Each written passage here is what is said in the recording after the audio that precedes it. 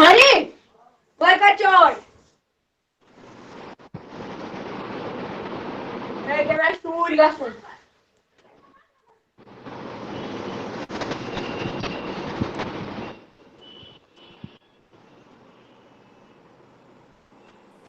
Azma, kudu gasak.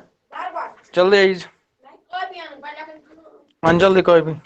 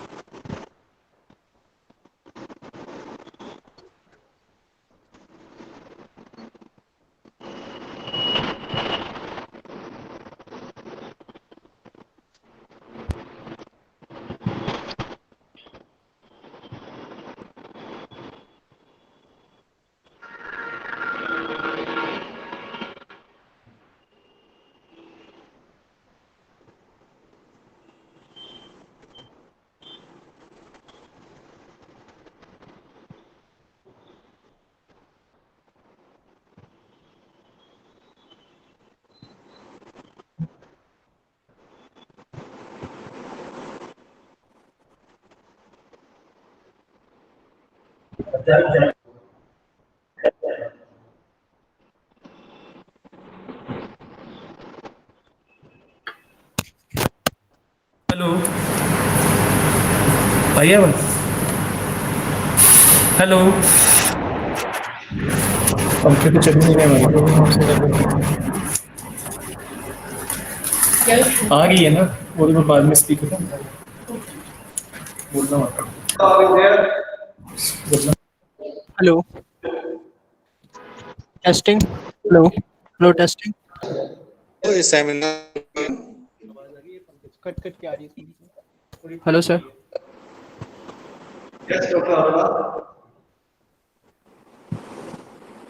Hello, sir. Conference वहाँ पे है कमेटी रूम में. Yes, we can hear you. Hello, hello, sir. Yeah, we can hear you. Cut cut के आ रही है कभी कभी आ रही है.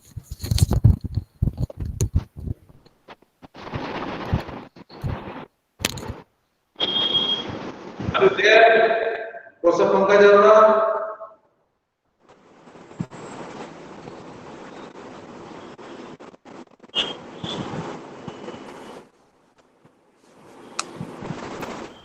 हाँ मैं स्टार्ट कर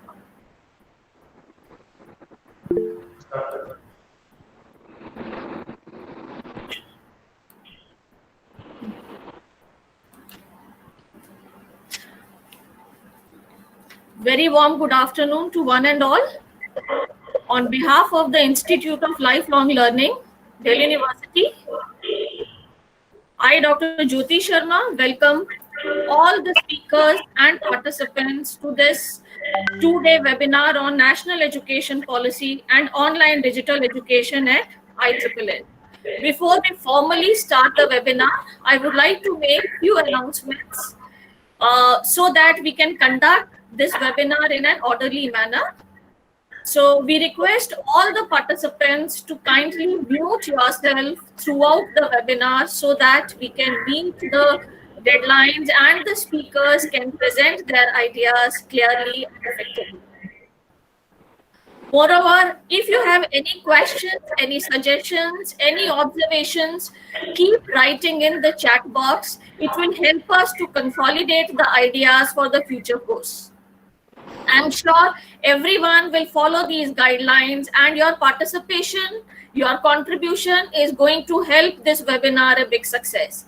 Now, without losing any further time, now I request Director IEEE Professor Pankaj Arora to kindly formally welcome the guests and the speakers.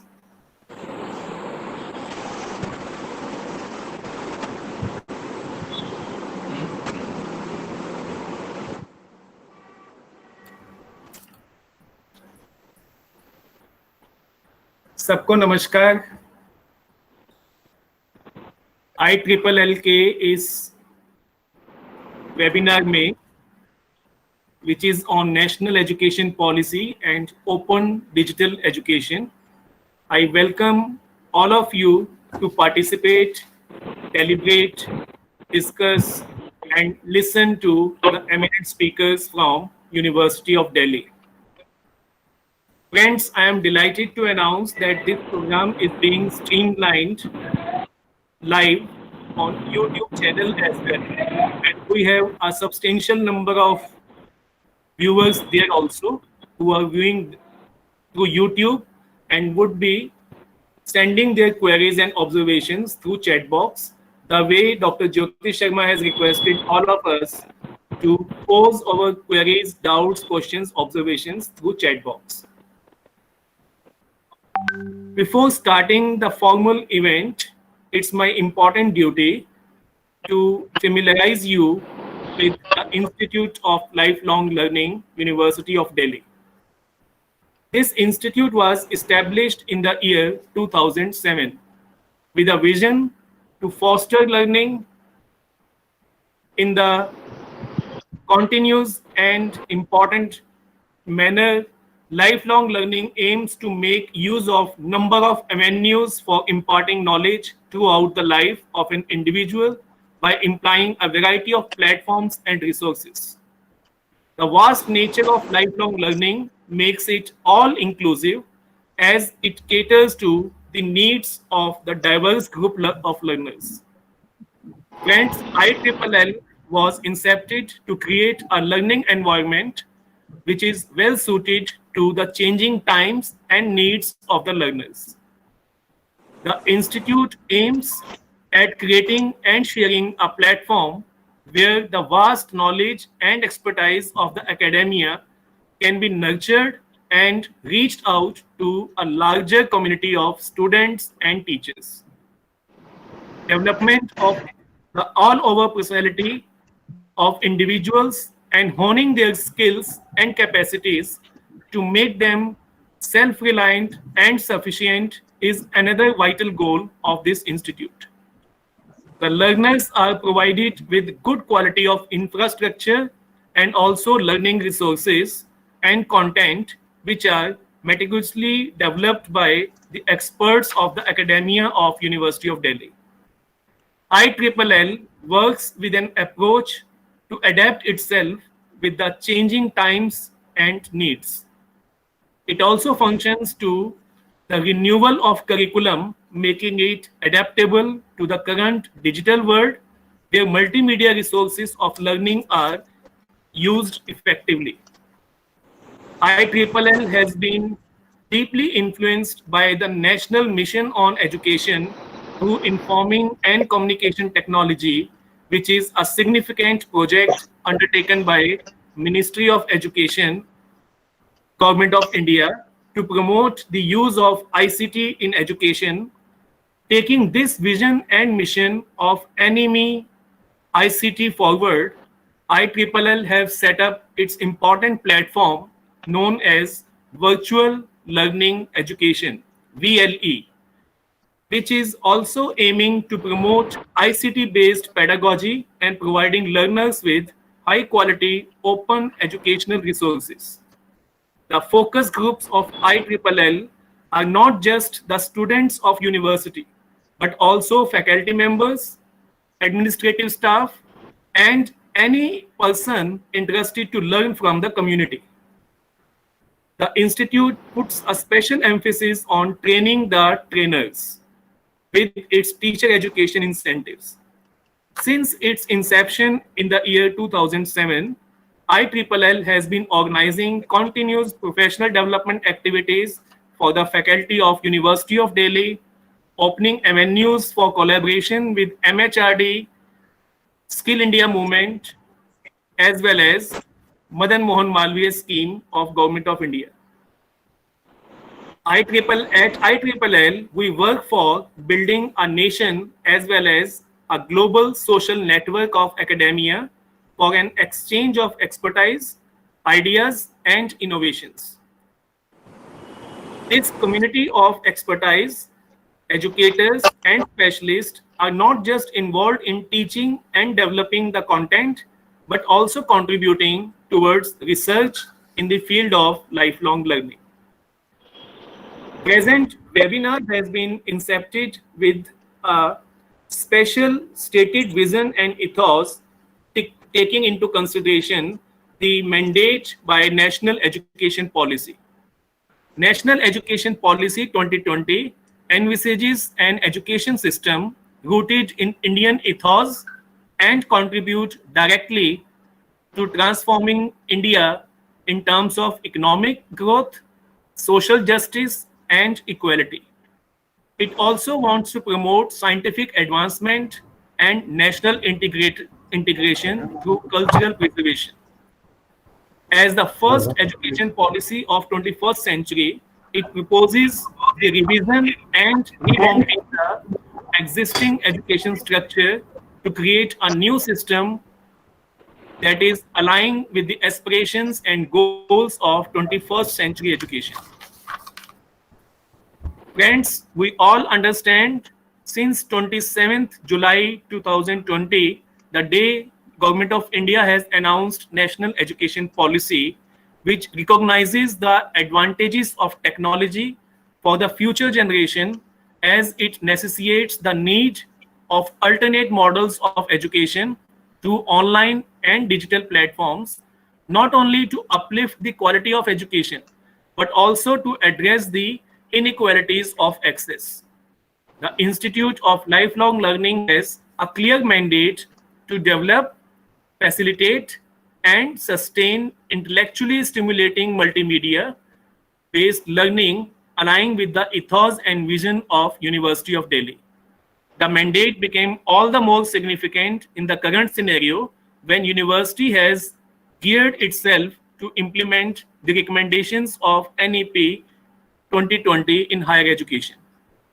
Acknowledging the insights and vision of National Education Policy 2020 to unleash the potentials of ICT, Institute of Lifelong Learning proposes this 2 days webinar to deliberate on different aspects of digital education. We have amongst us learned speakers, Professor Vivek Suneja, Professor Raman Mittal, Professor Balram Pani, Dr. Sanjeev Singh, amongst the panelists for the day.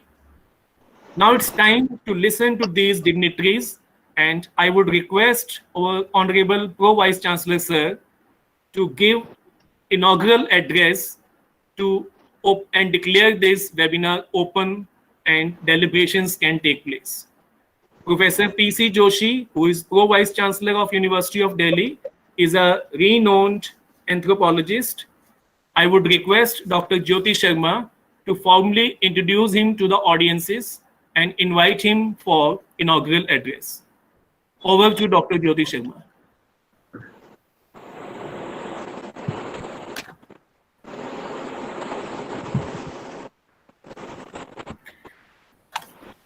It is indeed a privilege to welcome Honorable Pro Vice Chancellor of Delhi University, Professor P.C. Joshi, an exemplary scientist, academician, and efficient administrator. Sir is a well-known name in the field of anthropology. As head of the department, Sir has provided leadership to various institutes, and in addition to presently heading the anthropology department of University of Delhi. Sir has served as member of UGC SAP Advisory Committee for various institutes. He has contributed as the task force member in Department of Biotechnology, Government of India. He has been a member of panel of the experts for Indian Council of Social Science Research. He is also a member of Advisory Committee of Anthropological Survey of India in the Ministry of Culture. He is the president of the Society for Indian Medical Anthropology, Mysore. Professor Joshi has received many awards and recognitions, both nationally and internationally. As Pro Vice Chancellor of the university, Sir has been a guiding source for all of us. It is an honor to invite you, Sir, for the opening remarks of this two-day webinar at IEEE. We are confident that your vision and ideas will provide a new direction to the future course of online and digital education at Delhi University. Thank you, sir. We welcome you, and over to you. Good morning, good afternoon to all of you, dignitaries. I think of University of Delhi. I'm really overwhelmed in the presence of the galaxy of experts here. Professor Kajodava needs no introduction. He is a well-known scholar, an expert in the field of education, and especially he has a lot of contribution which he has made for national education policy. And rightly so, he is heading a very crucial department of our university, IEEE. I'm also very happy to see Professor Suneja amongst us, who was former Pro Vice Chancellor, and I see his name written on the board outside. Now, he is somebody who has shouldered a very, very important responsibility for our university. I'm very grateful to all of us. I'm very grateful to him because he has agreed to head the committee which is for the implementation of national education policy. Now, national education policy is something which is a very new vision and which has the signatures of the great scientist Kasturi Raman. Of course, it has been formalized after great debates all over India. The draft was circulated and the documents have come. And like Professor Arora rightly said, that technology is going to become very, very important. I was fortunate to visit IEEE today morning and had a glance at the facilities available in the University of Delhi. IEEE along with SOL are pioneering in the field of generating adequate and right resources for online education. I must also share with all of you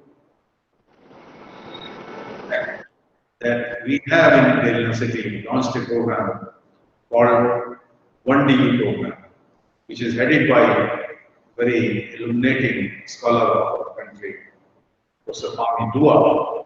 and they are coming up with all kinds of solutions, technological solutions, as far as online education is concerned.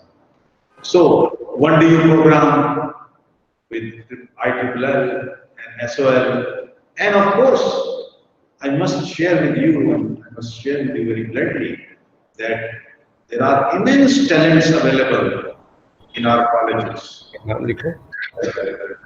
Today morning itself, I was talking to Principal College, and he gave me news that within going to have a state-of-the-art studio. We have already such studios in many colleges, in campus colleges. I know Yananda House has excellent facilities. I think it is a very exciting time.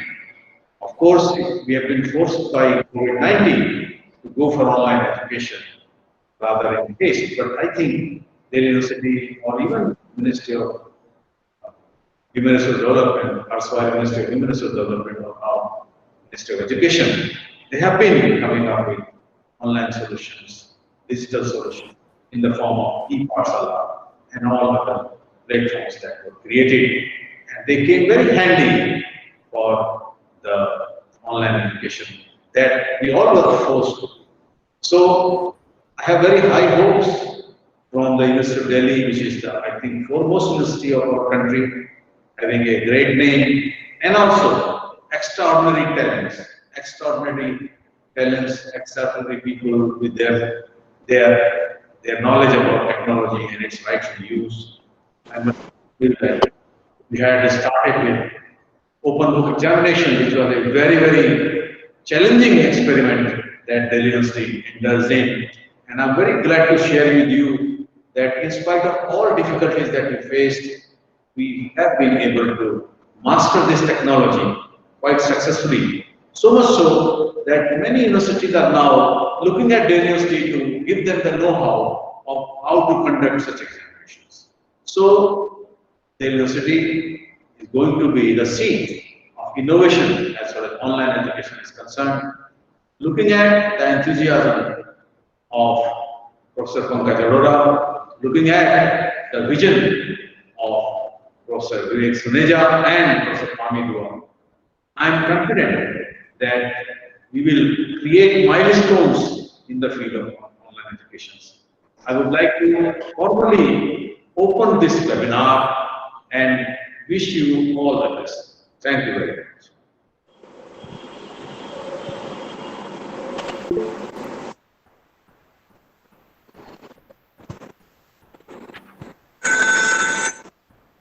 Thank you very much, sir. The day I took charge of IEEE, since that day I am realizing you're always there to support, to guide, and to motivate.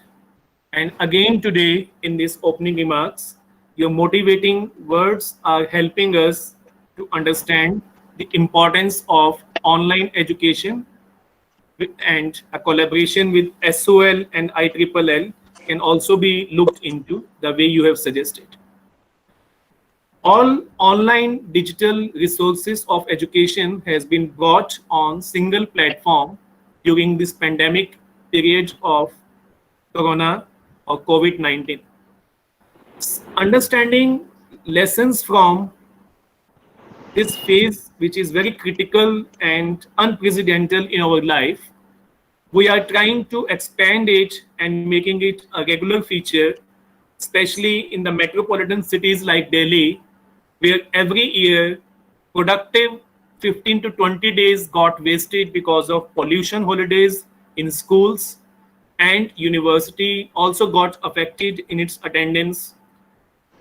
Many parts of India got disturbed because of flood, natural calamities, etc.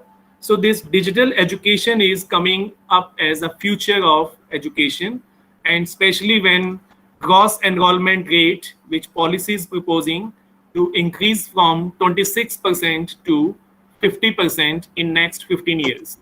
So this is the forum where we can deliberate upon the issues, challenges, merits, and policies vision on digital education, specifically in context of higher education. Thank you very much, sir. Our first speaker for the day is Professor Vivek Suneja, who is chairperson NIC. Many of you might not be knowing NIC means. NIC is National Education Policy Implementation Committee.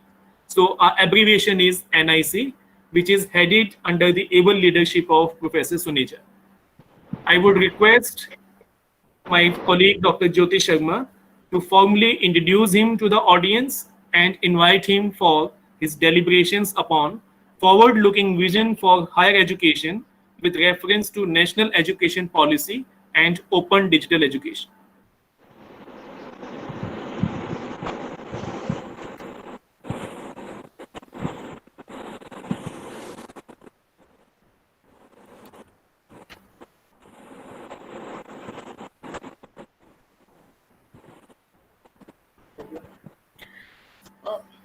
Good afternoon again. The Professor Vivek Suneja, the former Pro Vice Chancellor of Delhi University, is the present Dean of Faculty of Management Studies in the university, a distinguished scholar and academician. Sir is known for his innovative ideas and progressive thinking.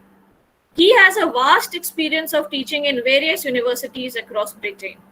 As an expert in the area of strategy, marketing, entrepreneurship, and culture and policy, Professor Suneja's profile is a brilliant example of academic diversity and coherence.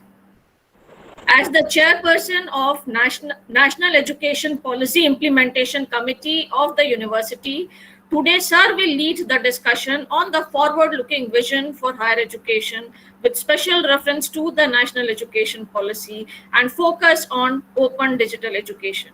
We welcome you, Sir, and look forward to your ideas and innovative thought patterns. Thank you, sir.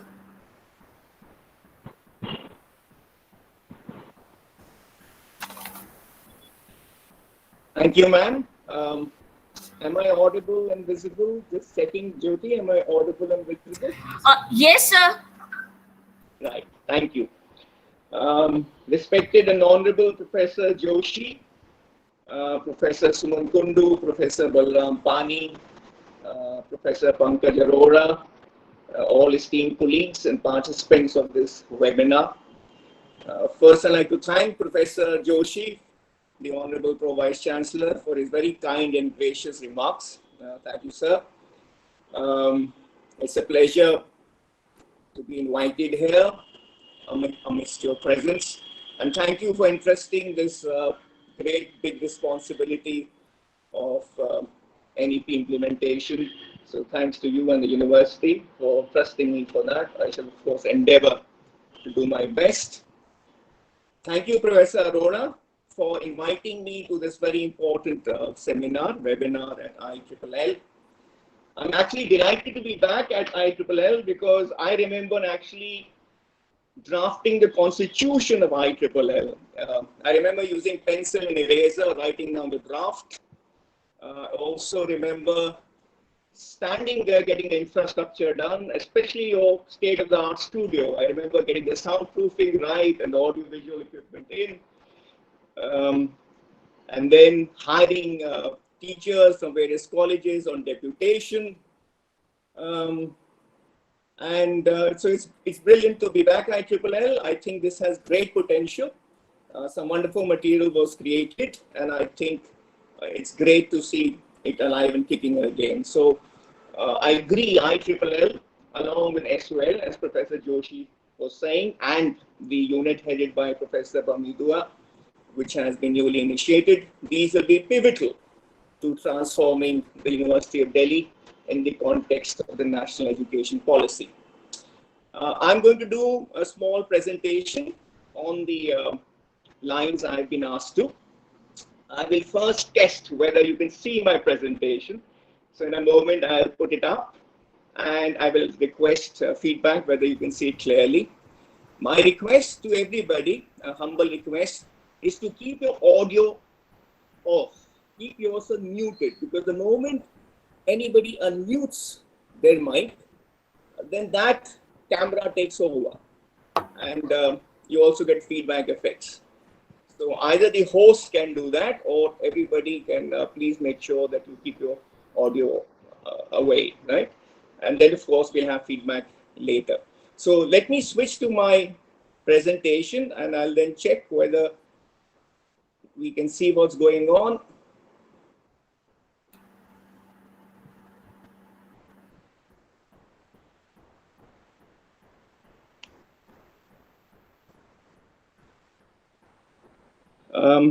Jyoti, can you see this, please? Can you see the screen? Yes, sir. Yes, sir. We can see the screen. Okay, right. So I'm in business then, and I hope we can see this presentation seamlessly. So the webinar, as we know at IEEE, is called National Education Policy and Open Digital Education, Ideas and Possibilities. And I've been asked to speak on forward-looking vision for higher education with reference to the NEP and special reference to online digital education. So essentially, about what the vision of the higher education is in the NEP document, but in particular, the relationship of that with ODE. What role can online digital education play in achieving the goals that the NEP document has set itself for? So, first I'll talk a bit about the national education policy, and then I will speak about what role open digital education can play. So, looking at the NEP itself, if you look at the three keywords, so the three keywords are national education and policy, and if you take them in reverse order, which is what I intend to do. So the three keywords in reverse order are policy, education, and new. So I just spent about a couple of minutes each on all those three keywords as they relate to the NEP. So the first thing to realize about this document, this is a policy document. It's not a detailed blueprint. By policy, it means it's a framework, it's a template, it's a broad direction, it's a vision. It's a vision document, it's a strategy document. It's not an operational document. It's not a detailed blueprint. And the reason it is so, and I think it's very wise in remaining so, because the NEP recognizes the diversity of conditions prevailing in India, and that point is made throughout the pages of the NEP. So if we look at the diversity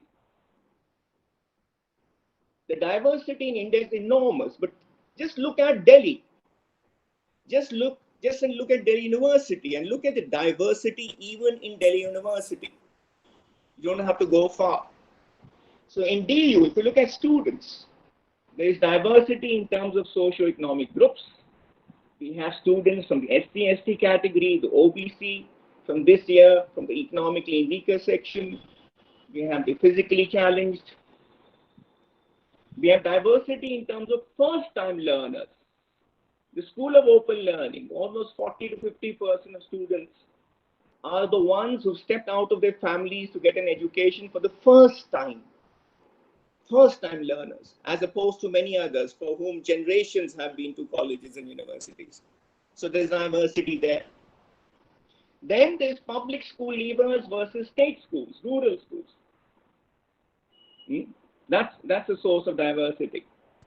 There are applicants hailing from Delhi versus rest of this large and diverse country, because this is Central University. It's not limited to Delhi. People from all over this vast country, far-flung areas, remote areas, come to this place.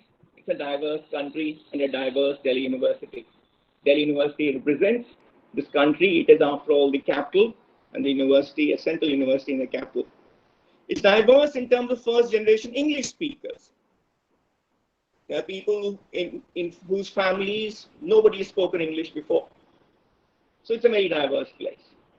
It's also diverse in terms of programs that we offer and the modes of delivery. So we offer face-to-face mode.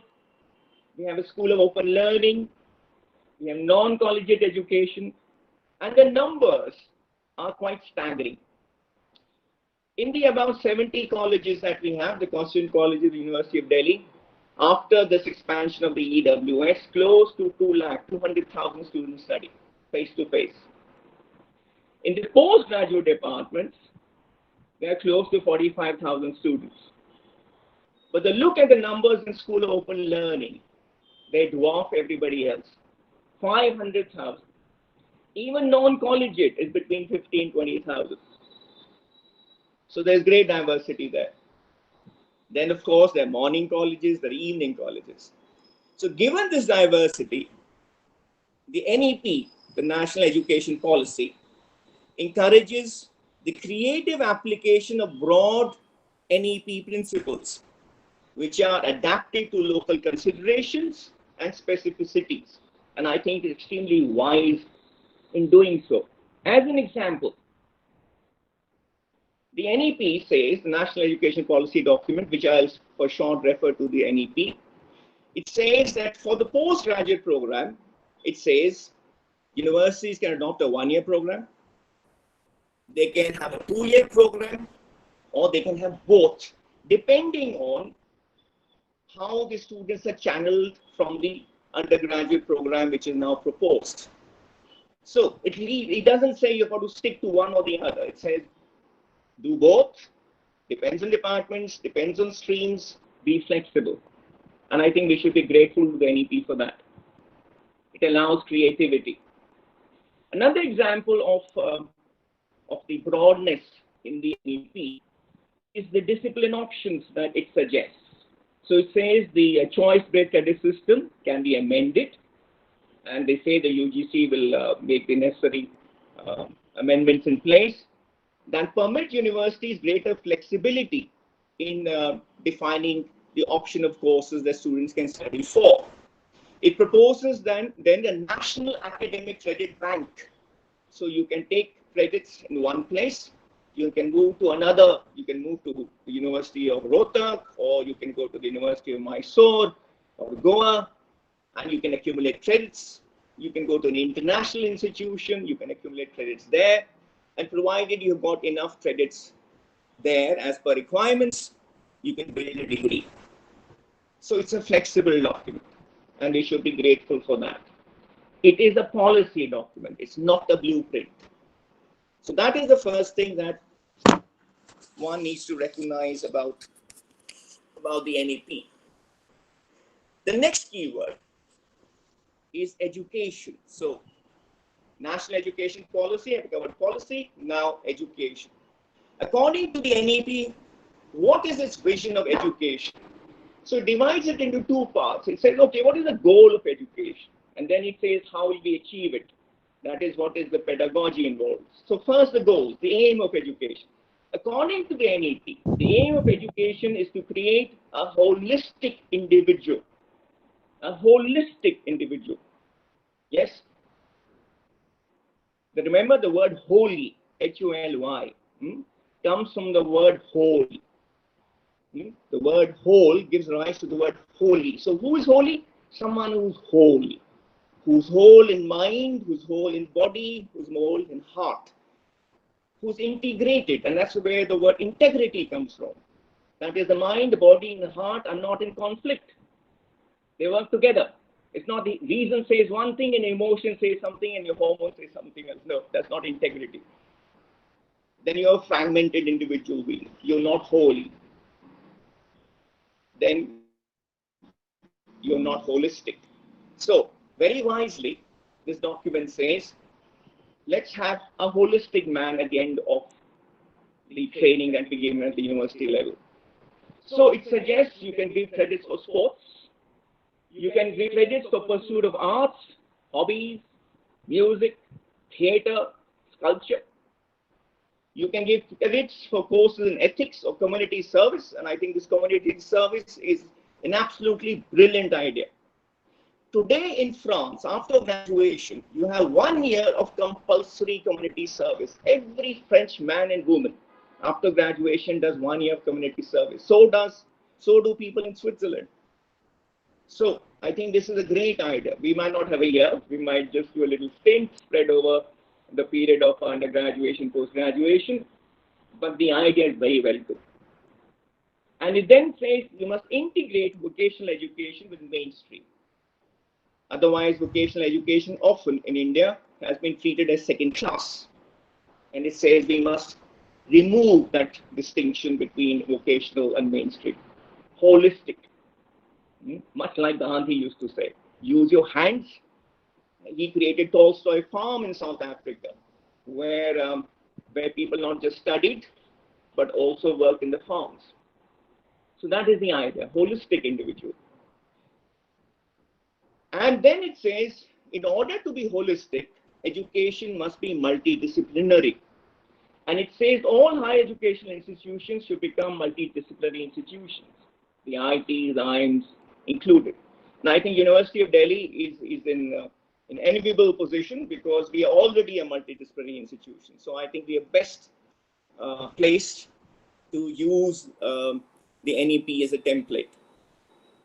And goal, as I said, the goal of the NEP, to reiterate, the goal of education is to create well-rounded individuals who have domain-specific knowledge and skills relevant to the creation and utilization of employment opportunities.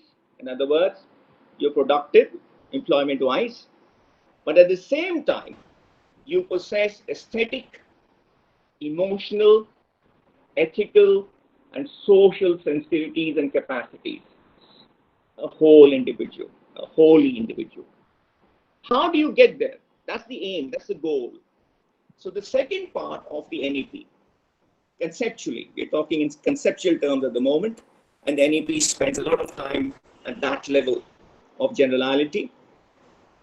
What are the means? What is the pedagogy involved in getting there, achieving those goals? So the NEP encourages experimentation in terms of pedagogy, multiple approaches, localization, evolution. It stresses experiential learning, group-based learning, team-based learning. It emphasizes informal learning. There's a whole page devoted to what you can learn as part of hobby clubs, talking to each other in cafeterias, in common spaces. It encourages the creation of cafeterias and common spaces where teachers and students can informally meet. I remember the coffee house of Delhi School of Economics, where people still do.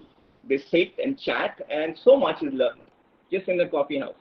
I'm told Amartya Sen and the distinguished colleagues at that point made so much of India's economics plans sitting in the coffee house of the Delhi School of Economics.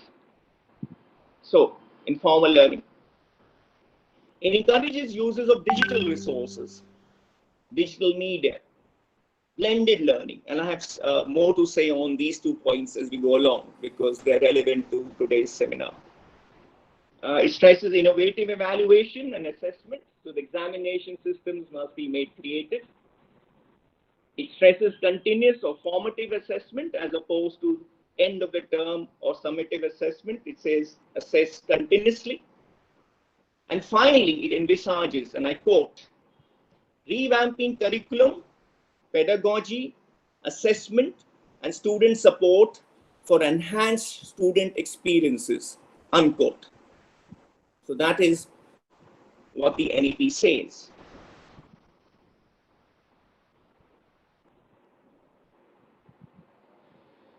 Right, now we move from that level of generality to today's topic. What does the NEP say about the role of online digital education? And I would like you to look at the words. Today's seminar is called Open Digital Education. And the term that is used in the NEP document is more specific. It's not open anymore. It's online digital education. Why? Because they are simply saying that the new technological possibilities that exist in India, we are the world technology leader, so let's go online. Remember, our School of Correspondence is now called the School of Open Learning, so terminologies change. There was a School of Correspondence, it became Open Learning, and the NEP is now saying, well, it's not just open anymore, it's also online. Just recognizing the role technology can play. Notice in the school education setup, many startups such as Baiju, Merit Nation, and there are many others are already using this online mode to try and deliver complementary education. So, it's time, I think, that the higher education sector also recognized the great potential there.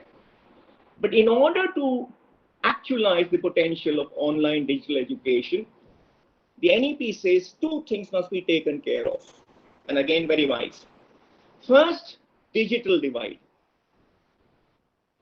We must enable access to the digital world. We can't take it for granted that everybody in India has the money, the resources in order to access the net. There are still many poor people in this land of ours, and students, especially first-time learners coming from poor families, who simply can't afford it. Now, if you want to bridge the digital divide, two things need to be looked at. One are the fixed expenditures, which are fairly periodic in nature. That essentially includes expenditure on devices, hardware. So if you want to access the net, you must either have a desktop or a laptop or a tablet or a cell phone, and these things cost money. Then there are recurring expenditures. So you have to have data packages. Now the cost of both the fixed expenditure, the devices, as well as the data packages have been coming down in India, and that's good. Nevertheless, they still remain out of reach for the poorest in our country. So my suggestion would be, if we want to implement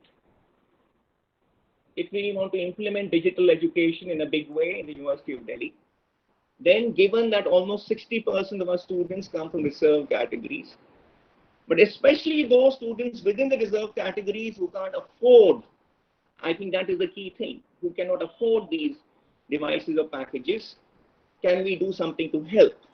So, can we say negotiate packages with the data providers, whether it's Airtel or Jio or whoever it is? Can we negotiate packages which we then make available to our students, either subsidized or free for those who can't afford it? It's interesting in this context to realize that when it comes to conventional education, face-to-face classroom education, we fund it publicly. We treat it as a public good.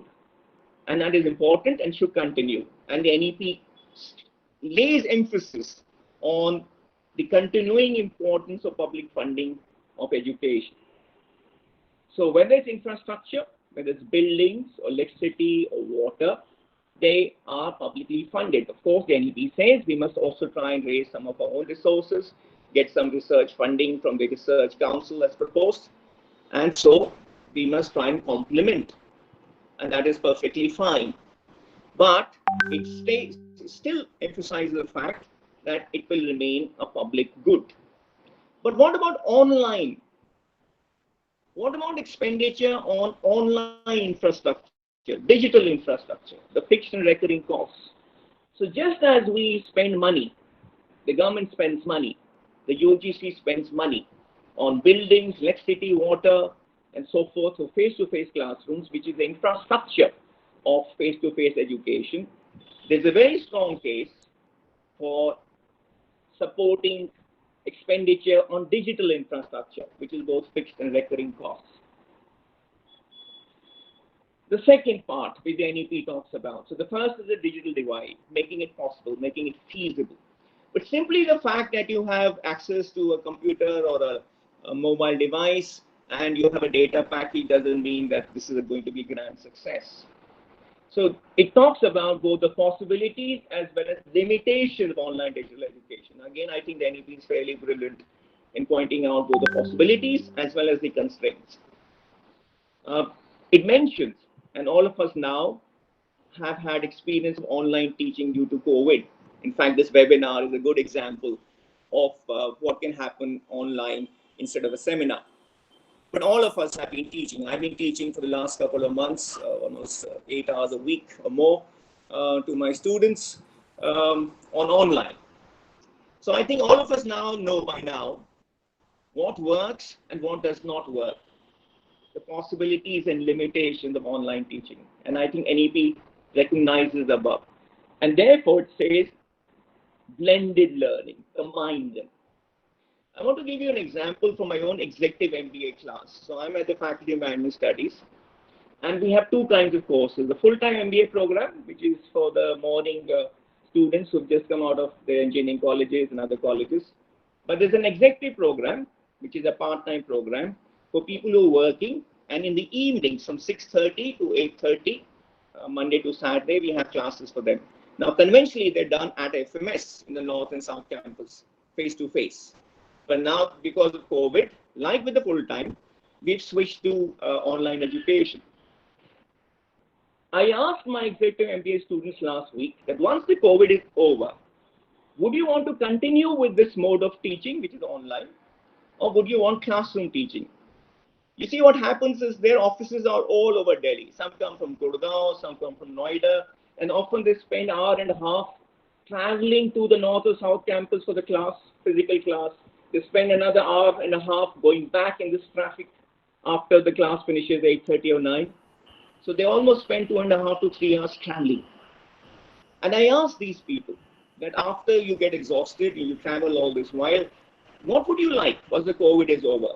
Resumption of online continuation of online classes or resumption of face-to-face? And it was a 50%, 50% split. I have a class, my strategy class is attended by about 170 people. 85 people roughly said we go back to the classroom, and 85 said no, let's continue online. The ones who wanted to continue online said, well, it saves us the hassle of traffic and we don't get exhausted this way. The other 85 said, no, it doesn't work. There's no social interaction, there's no emotional connect. It's not the same thing screen to screen as meeting each other, having tea together. So then I suggested a midway proposition. I said, suppose we do something in the middle. That is 2 or 3 days of the week. So it's a 6-day week. 3 days you have online classes and 3 days you have physical classes. And we can rotate the papers. So you alternate, one teacher every time next week is online and the following week is there physically. So you get to see everybody, we alternate. And a lot of people were happy with that. The full-time students, though, are not very happy with this online thing. They say it's okay as a compliment, but we are young, we want to make friends, we want to go to, see movies. So they are more happy with classroom teaching. But having said that, when I ask my colleagues how this teaching is going, many of them say that this is far more serious. People are paying more attention because we get one-to-one, I can pick up on the camera what people are doing, as opposed to someone sitting in the back row and chatting away. So it's a mixed bag. And I think therefore the NEP is wise, it says blended learning. So what I like to suggest from my experience, and by the way, before I joined the University of Delhi, I spent about 15 years in England teaching at various universities after my PhD there. And for the last 7 or 8 years, I was working at the Open University in the United Kingdom, which is the world's premier Open University and the world's first Open University. And I was there as heading the strategy team in the MBA. And there was a BBC production house on site at the Open University Milton Keynes, a huge center for the British Broadcasting Corporation. And we used to sit there and make programs which were telecast on the BBC, many of them which are still available. So even at the Open University, we said only blended learning works. That's Open University, but we said only blended learning works. So we used to teach online, and my MBA course, we used to broadcast. Our students were in Chennai, they were in Philippines, they were in Russia, they were all over the world. My students, which I used to handle, were all over the world in my MBA program. So we used to have conferences, but we would fly our teachers to Chennai, we would fly our teachers to Philippines every now and then. And within Britain, they would meet their tutors once a week. So 5 days online teaching, and on the weekend, they would get together with the teachers. So there were local tutors appointed right in the every nook and corner of Britain. And that is how this model worked. So blended learning perhaps is the way to go forward. Content creation, digital repository, dissemination. So we need to create library of digital resources, videos, audios, text, and this we can either create in-house or we can curate material which is available externally. The wheel need not be reinvented. There's so much available on the World Wide Web. There's so much available on Swayam, which is the national portal. So we need to create a concept of sharing, that all the colleges and the universities in India should produce this material but share it. The concept of the intellectual commons. For example, you know the Wikipedia, for example. Unlike Encyclopedia Britannica, Wikipedia is an open source knowledge base and everybody contributes. And I'm reminded, by the way, of the poem of Tagore, his famous poem, which is where the mind is without fear and the head is held high. And then this brilliant line, where knowledge is free. This does not mean we don't charge people. We need to charge because we need to be sustaining ourselves, but nevertheless, it's free in the sense that those who can't afford it must be provided it free. Knowledge cannot be for the privileged. And I think we need to make sure of that. Having said that, there's this great challenge of numbers in India, which Britain did not have. A huge challenge of numbers, both nationally and at Delhi University. And that creates a huge dilemma. Now, as Professor Arora was saying, the new education policy says we must raise the gross enrollment ratio in higher education from the present 26% to 50% by 2035. That's a doubling in a 15-year period. So we've taken 70 years to come to 26%. Now we want to double it in 15 years' time. That's a very ambitious target. Now, unless there is a key role played by ODE, online digital education, that is an impossibility. So blended learning, yes, but ODE will have to play a huge part. Otherwise, this is an unreachable target. Look at DU. SOL alone is 500,000 students. Non-colleges, another 20,000. Look at the cutoffs we had. So yesterday, Shriram, I was hearing 99 point something and so on. Where are the other people supposed to go? People who don't have 90%, are they all failures in Delhi? I mean, the people who have 90 percentile or percent or lower, where are they supposed to go? They won't get admission in any Delhi University college. What do they do? So how do we cater to those who can't make the cutoffs? More colleges, of course, should be open Delhi University, but I don't think any college has been open in University of Delhi for the last 20, 25 years. It should happen, but do we have the resources? I doubt we have the resources on that scale. We should be opening more colleges, but it won't happen on that scale. So even provision of blended learning is going to be difficult. Forget face-to-face. It's a major challenge. So we have no alternative. We have to use digital technologies, ICT tools, open digital education and DU.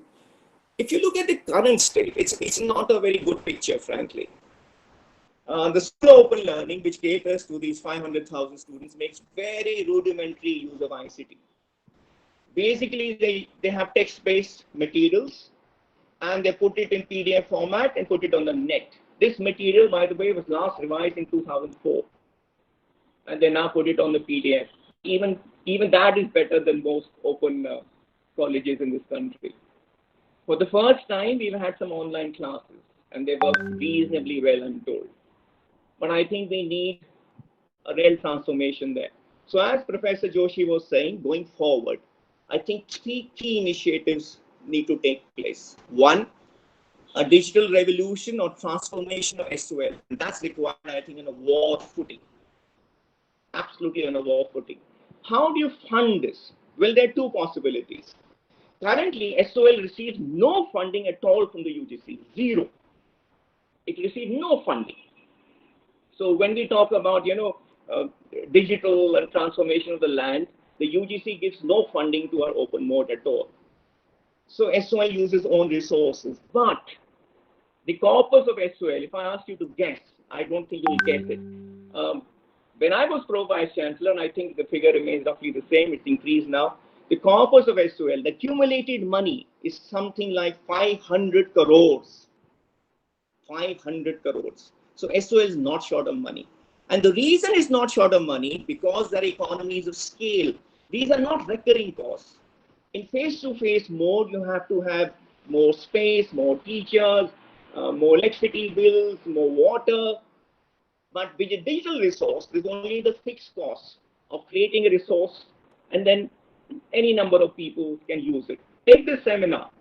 If we were doing this physically in the IEEE, we would be limited by the physical capacity of, in the auditorium in IEEE doesn't take more than, I think, 250 participants. But this is being broadcast. I mean, if you allow open access, the whole world could watch this at no extra cost. And that is why the SOL has these 500 crores. It's time to use those 500 crores. The alternative, of course, and I think that also should be explored, that the government of India really should give UGC funding. Of course, when that happens, there's the question of regulatory compliance. And I hope they go easy on that, because my experience is the moment you seek money, then there are all kinds of things to deal with. So let's ask for money. Let's ask them to make regulations simple so we can use the money. Frankly, as well, we don't need money. We have enough. Even if you use the interest income on those 500 crores, that's enough. So, digital content creation incurs fixed costs, minimal recurring costs, the economies of scale, and unlike face-to-face instruction mode, you can scale this up very quickly. By the way, this is the business model of Baiju. How has Baiju become so huge?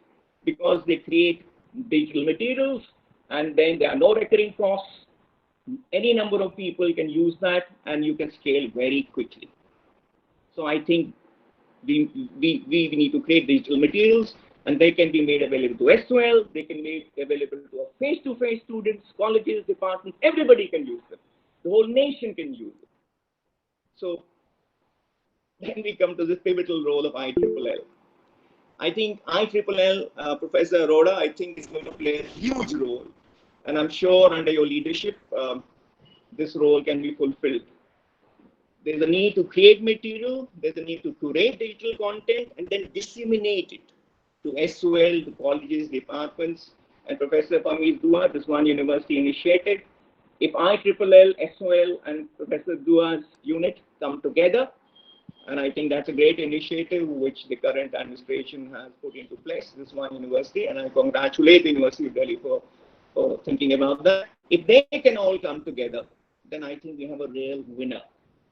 So, IEEE, as I was mentioning, because I've sweated for that, there is the state-of-the-art studio. I hope you make great use of it. My final point, I'll just take a couple of more minutes more. Yes, no more. The third point which we need is teacher training, and again the NEP talks about it. Training for teachers in ODL tools and pedagogy. So all teachers, SOL, college, departments, must be trained in these technologies. We aren't aware of what works in open mode and what doesn't. So we need to be trained. The NEP talks about, and I'm now quoting directly from the NEP document, it says, have carefully designed and appropriately scaled pilot studies and learn from them. And I again quote, challenges to conducting online examination at scale, something I haven't talked about for the moment. Online examination, the types of questions that can be asked in online environment, handling network and power disruptions, and preventing unethical practices. And I think the recent DO experiment of holding these exams has taught us a lot. So it's not just a question of instruction, it's also a question of how do you have open examination. I have some experience of holding open book exams in the United Kingdom. These are brilliant because you don't rely on memory. So cheat all you like. If you set the question right, which is an application question, demands creativity and thinking, cheat all you like. It will be the blind leading the blind. So when you have an open book exam, it's fun both for the teacher and the student, but we need to be trained for that. We can't just do it off the shelf. So I think that's a critical thing we'll need to think about. Then, and my final two slides, the NEP talks about the challenge of artificial intelligence. The world over, all universities are only talking about this, nothing else. They're not talking about anything else that I've been talking about. They are talking about online education, yes, Coursera and so forth, and how you blend it. But at the moment, they're really concentrating on AI. Is artificial intelligence a disruptive technology or a constructive technology? Well, it depends on your state of preparation. If you're not prepared, it is disruptive. If you're prepared, it's a constructive technology. So IEEE has many opportunities. It can offer courses in AI, in machine learning, or the application of AI and machine learning in professional areas like healthcare, agriculture, law, and at various levels, both introductory and advanced. And the NEP says, and I'm going to quote, it says, we must start courses in what it calls, quote, low expertise tasks for supporting the AI value chain, such as data annotation, image classification, and speech transcription, unquote. So I think at SOL, at IEEE, and then through the colleges and the university departments, these courses must be there so that the Indian citizenry is prepared to face the challenges of the AI world. And I would recommend to Professor Yoshi that the university needs to establish an AI task force, which can also work with the NEP implementation committee, because that's a huge area. Finally, in my final slide, the success in achieving goals envisioned in NEP with relation to either digital education or the broader goals of NEP will depend, in my view, on just three things. One, clarity, complete clarity in a goal setting, not muddling through. Complete clarity. And I hope that's what we'll do at the NEP committee. Complete clarity. Focus and prioritization. Not everything can be done at the same time. So focus. And finally, of course, the proof of the pudding is always in eating, in the implementation. And that requires hard work, commitment to implementation. As they say, genius is only 1% inspiration, 99% perspiration. So we need to put our backs to the wheel. Thank you very much. I'll just get out of this presentation, if I may. One sec. We'll be back with you. Let's see if I can do that. Thank you very much, sir, for such enlightening remarks. And you helped us understanding the whole vision of new education policy in context of higher education and with specific reference of open digital education.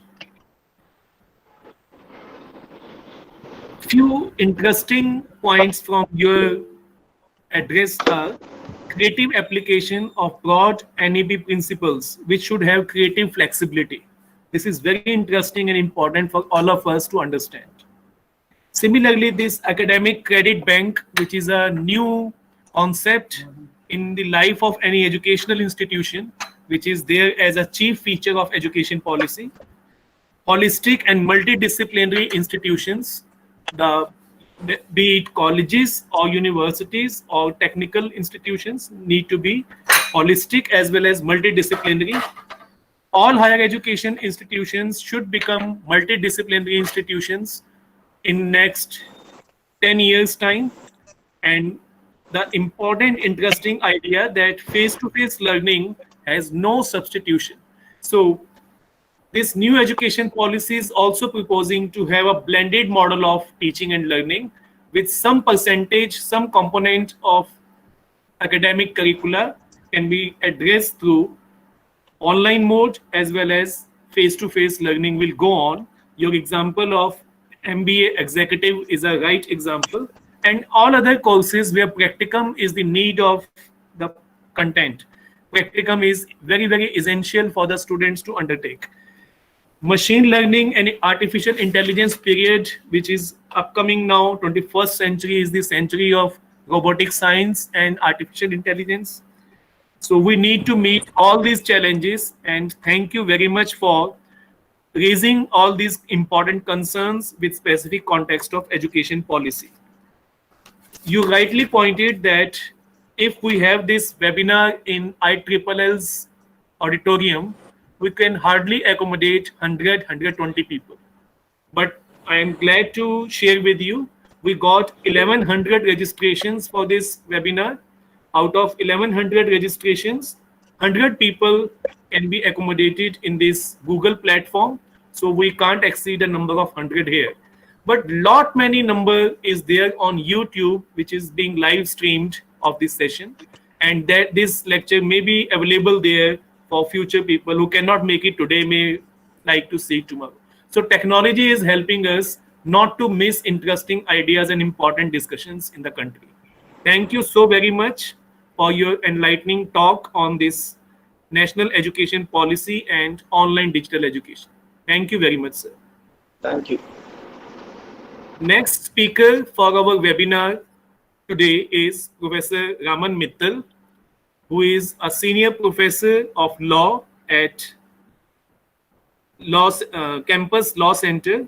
He is professor in charge there, and he would be helping us understand legal perspectives with reference to national education policy. So yesterday, while discussing with Professor Mittal, uh, he has actually get into the depth of national education policy and digital world and legality related to digital world, and this is what we have requested him to share with the audiences here, which will people need to understand what legality is involved in digital education and how policy is helping us, guiding us in this specific context. So I would request again my colleague Dr. Jyoti to formally introduce Professor Mittal and invite him for the session. Thank you.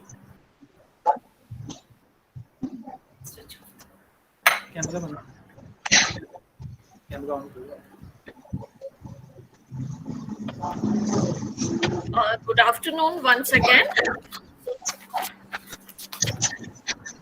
So it is an honor to invite Professor Raman Mittal, who is the serving professor in charge of Campus Law Center, Delhi University. He is an expert in the area of intellectual property rights, law of contract, and cyber laws, which are critical in the era of digital education. As Delhi University is preparing towards expanding its role in providing quality education through online and digital learning, it is important that we carefully look into existing legal frameworks in the country to protect academic integrity and credibility. It is equally important to keep the university fraternity well aware about the possible cyber crime threats, and I'm sure Professor Raman will help us to plan a safe and credible digital infrastructure in the university.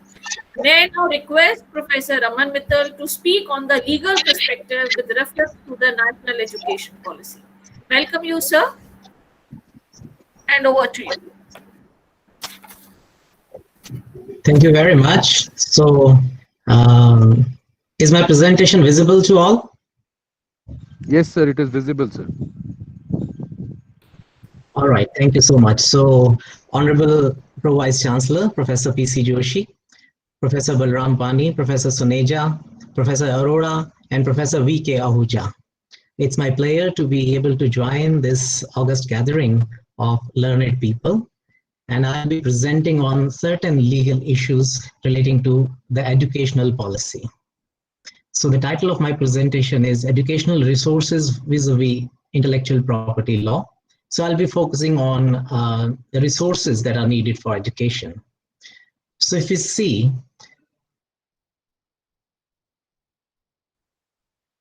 right to education is a fundamental right up to a certain age, and that it is a legally guaranteed right. Now, right to education can only be achieved if we have access to educational resources. Now, here comes the question of copyright law. Many of the educational resources are locked within the copyright domain.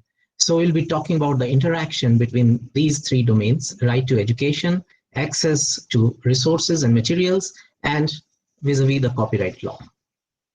So let me quote from the National Education Policy of 2020.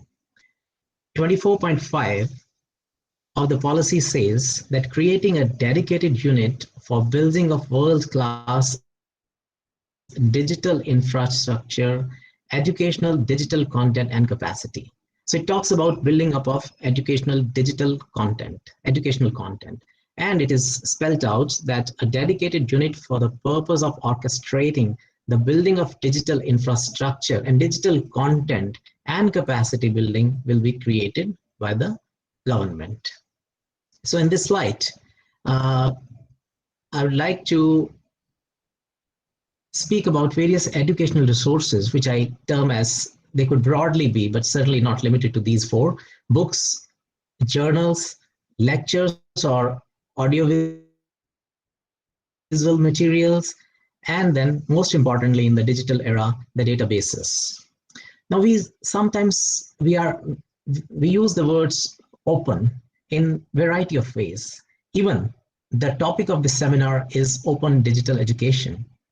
So what exactly is open? Open resource. In terms of resources, what resources do we call open? And making a contradistinction, if certain resources are open, the remaining ones would be closed. So what exactly do we legally mean by open resources and closed resources? Now, basically, first of all, open and closed are not, they are used in our language. They are antonyms to each other. But actually in the copyright parlance and legal parlance, they are not. It's a question of degree only. If we talk about any particular resource, certain aspects of it are open and certain aspects of it are closed. If more aspects of a particular resource are open, then we certainly term it as open resource. But it doesn't mean that all the aspects of the particular resource are open. Same is the case with closed resources. So we'll talk about briefly the degree of openness, how to open resources, and who can open resources, to whom the resources could be opened, and the situations in which the closed resources also become open. So let me first talk about how to open and the degree of openness. First of all, how are the resources closed? We have talked about the various resources, say in the previous slide, books, journals, lectures, and databases, how they are closed. Because of a particular principle. The principle emanates from the law of copyright, which says that every work that is created is protected by copyright. That means copyright protection is automatic. Anybody who writes an article or makes a film or does any creative activity, he need not go to any office to get copyright. Copyright comes with creation. So the moment a person writes something, an article, or publishes an article, he gets copyright. And the moment it is copyrighted, the work is locked. That means many of the uses are only or could only be done with the permission of the owner of copyright. So that's copyright closeness is a default position. Now we have heard about, for many years, we have been hearing about concepts of copyright and copyleft. Now, what exactly do they mean? When we are talking about educational resources, say books or databases, we talk about copyright versus copyleft. Now, copyright and copyleft are not antonyms. They are not opposite to each other. Very simply put, copyright means all rights reserved, and copyleft means some rights reserved. So it's a question of degree only. Now, who determines and what determines how many rights are reserved with the owner and how many are open? It is the license, basically. So license is a contract entered into between the owner of copyright and some other person, which makes it, which defines the degree of openness or the character of the work as open or closed. Then if it is not licensed, then there is another provision within the law which says that if an author wishes to relinquish his copyright by following a certain procedure, he can do so. Now, very interestingly, if you write an article, you want it to be absolutely open. You don't want to copyright it. But the law says that law has already given you copyright. The moment you write it, law has already granted copyright and closed the work. Now, if you want to open it, you will have to do something. You have to do a formality. You have to write to the registrar of copyright for the same. Now, for getting copyright protection, you don't need to do anything. It is formality free. You only need to create the work. And for relinquishing it, you need to do a formality. So that's how it goes about. And very few people, if you want to relinquish all copyright because of the formality, you are forbidden from doing it or you are dissuaded from doing it. Then third aspect is lapse. That means copyright is a time limited right, or at least copyright we can say is a bundle of rights. So many of the rights lapse after the lapse of a certain period of time and depends upon the category of work. The time duration that is available for copyright protection is dependent upon the category of work. For literary works, for example, in this case, we are concerned mostly with literary works like books, articles, journals, etc. So that is 60 years beyond the life of the author. After that, the copyright lapses. But the question is, will the work be relevant after that? The work which is created now is relevant now or immediately thereafter. In today's world, we are moving at a very high speed. So it's going to wait for the work, for the copyright to lapse. So we have to depend upon licenses mostly. So a few years ago, on the onset of the digital technologies, we came by various concepts like of various licenses of belonging to copyleft. And the screen would show you some of those. There are various permutations and combinations. Attribution, that's the most simple one. It says that the owner of copyright says that, well, you can use it the way you want it as long as you attribute my authorship. That's exactly what is meant by attribution license. And then there are other things like attribution and share alike, attribution and no derivatives. That means the owner of copyright says that you have to attribute it to me, plus you cannot make it into a derivative work. You cannot work on this. The work should remain as it is. And then there are other models like attribution and non-commercialization, attribution and share alike. That means if you have to further share the work, it has to be shared alike, right? It cannot be altered, etc., etc. So these are the various models that are available to us. And now other questions that I raised in the previous slides was, who can open this work? So it is the owner. Copyright belongs to the owner and not the author. Well, the position of law is that author is the first owner.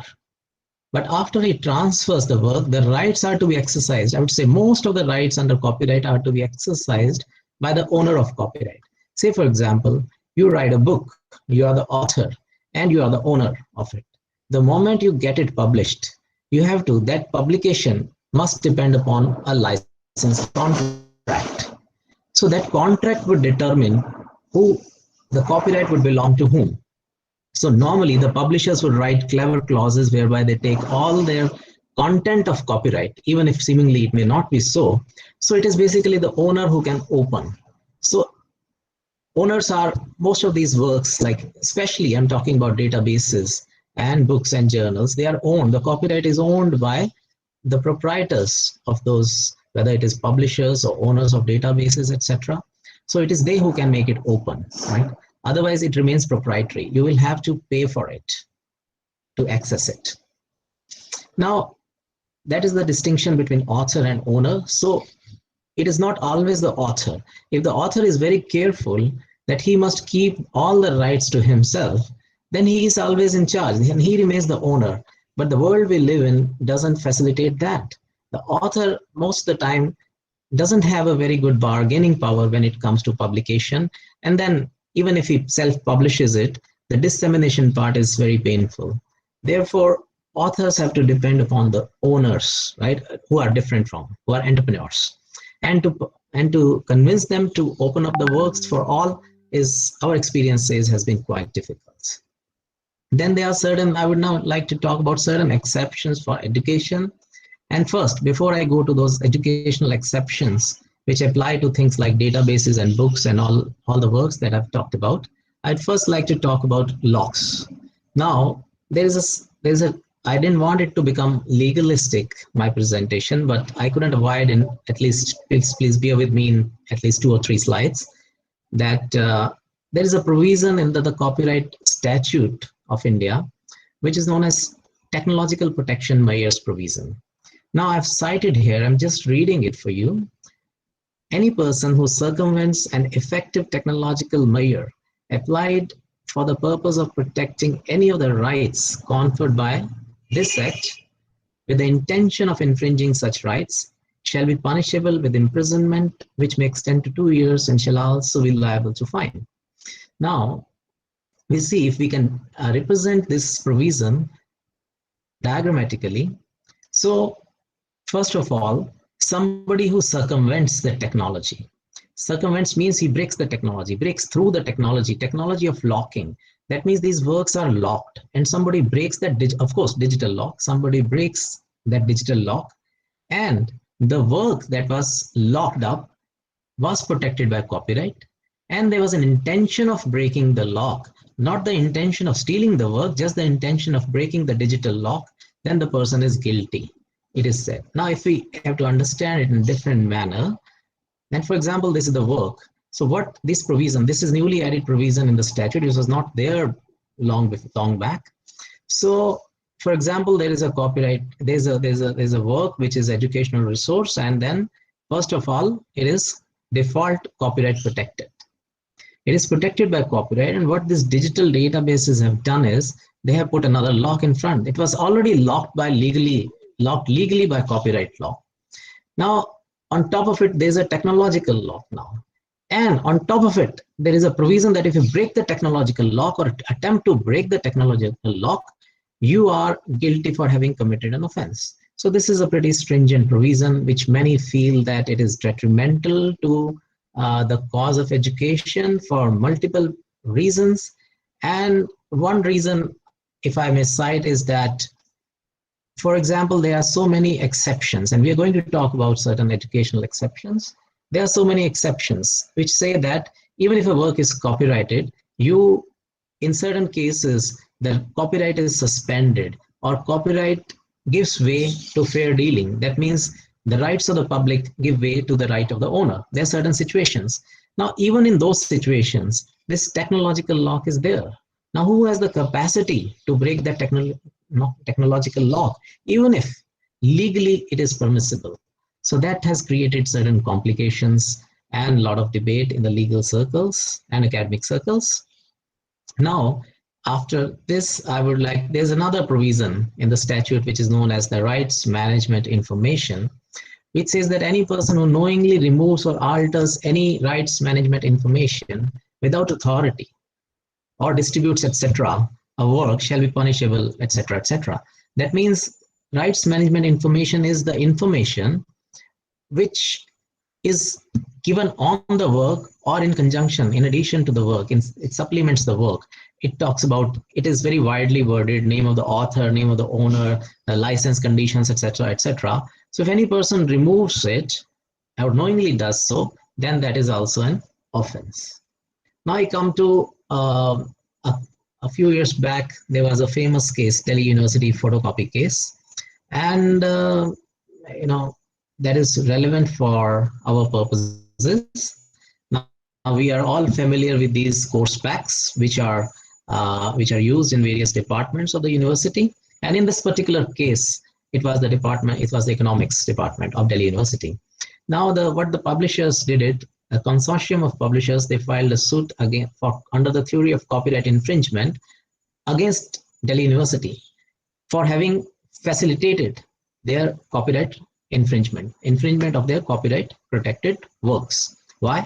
The reason was that Delhi University has licensed a photocopy shop, which is photocopying all these materials. We all know it, right? That's being done. And why these course packs are popular with students? Because it's easy. It contains, for example, a course pack contains 300 pages drawn from 10 different books, from certain chapters, from certain books, etc. So it's a combination of material. It is very practical because students cannot be expected to buy all those books and databases, and it is affordable too, right? A 300-page course pack would cost, say, 200 rupees at most with binding. Then what is the issue? What is the issue? Issue is, in copyright law, section 14 exhaustively, completely defines all the rights. And section 52 talks about the exception. Section 52 lies within 14. That means the exception cuts through the right. That is the general proposition of law. So the question before the court was whether these course packs belong to section 14, the territory of section 14, or 52. Of course, they fall in 14, but whether a portion of 14 has been taken out by section 52, which is an exception to the right. So the argument of the publisher was that it falls in 14, white portion. And our argument on behalf of Delhi University was that it falls in 52. And if it falls in 52, these course packs are legal. It doesn't amount to infringement. Okay. So now 52, there's a provision of section 52 is a long one. 52(1)(I) says that the reproduction of any work by a teacher or a pupil in the course of instruction is outside the ambit of copyright protection. So all we had to prove was that these course packs are reproduction, of course they are, by a teacher or pupil. Now we had to prove it that it is not the photocopy guy who is doing it, it is the teacher or a pupil who is doing it, and it is being done in the course of instruction. So it was a galaxy of lawyers who were arguing on behalf of the publishers, and we had our own arguments. So what we presented before the court or to the court was this. One of the arguments was based on this chart. We presented this chart to the court, which of course came out in the judgment itself. Now we said that we were trying to interpret the expression course of instruction. We said that, well, instruction means teaching or education, and course means the word course can be used as a verb as well as a noun. Now if we use it as a noun, it becomes program. Program means आप कौन सा course कर रहे हो? जी हम M में कर रहे हैं. In that sense, it becomes a noun. It becomes a program. And if we use it as a verb, then it becomes a process. Okay, the process, that means the process of teaching, the process of education. And if we go by this process of teaching and education through the verb root, it is possible to interpret it narrowly as well as we can offer a wider interpretation. Now, if we offer a narrow interpretation, it is reproduction permissible only in the classroom because it says during the course of instruction. We said it will be too narrow.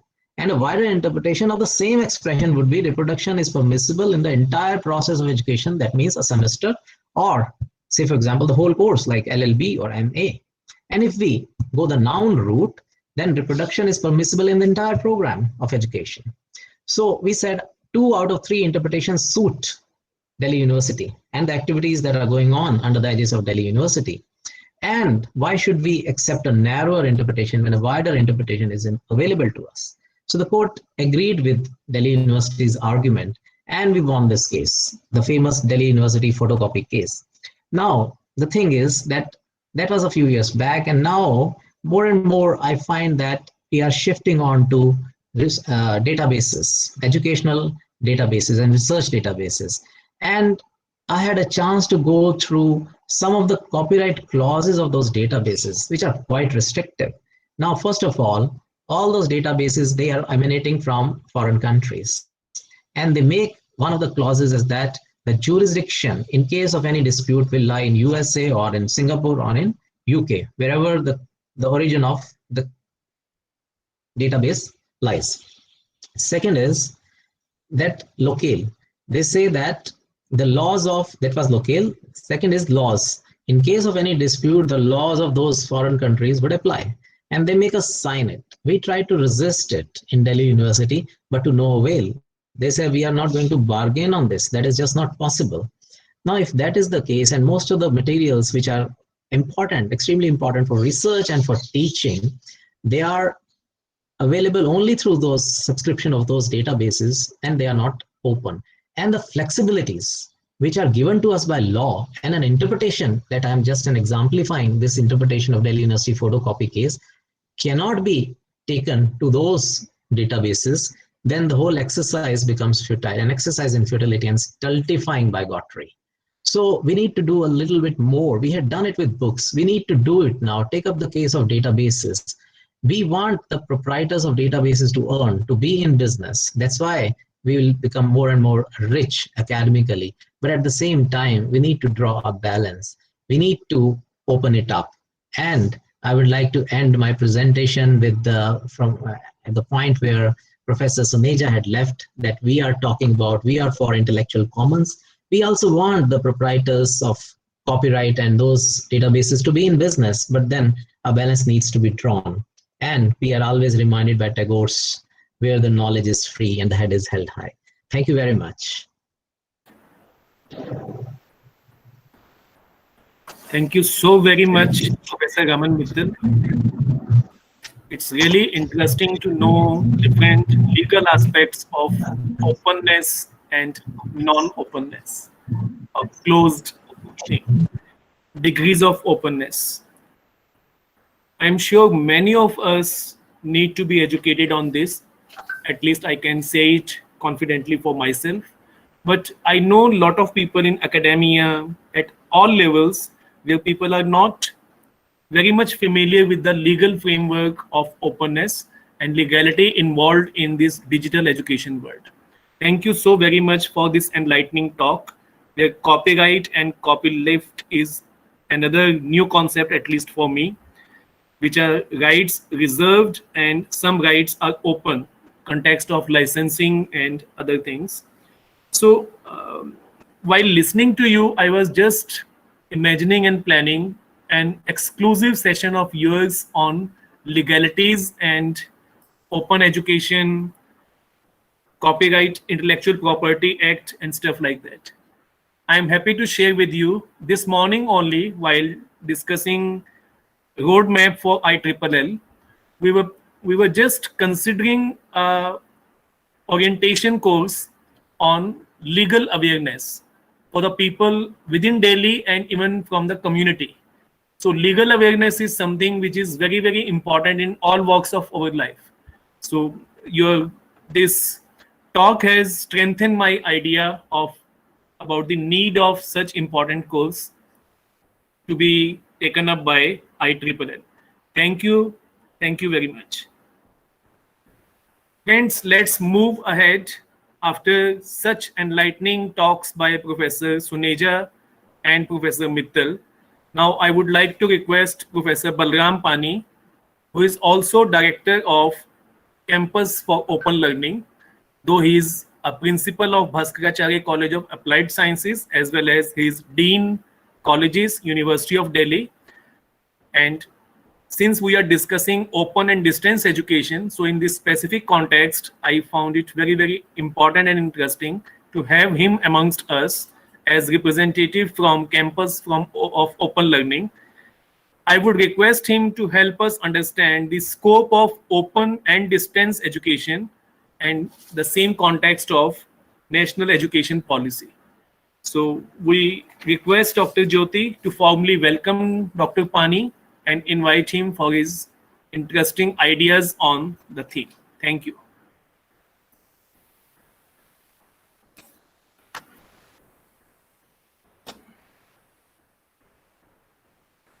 Thank you, Professor Arora, for this honor.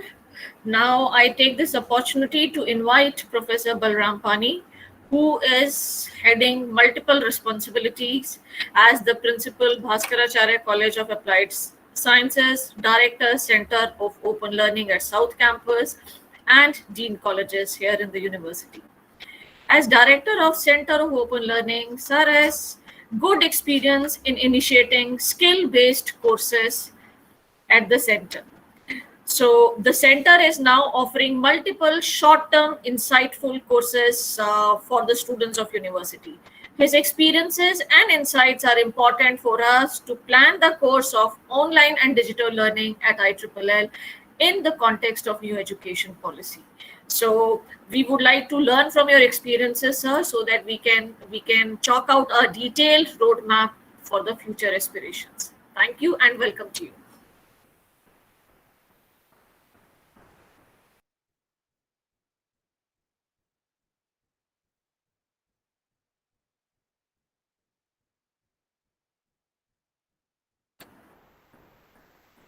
Over to you, Dr. Pani, please. Please unmute yourself.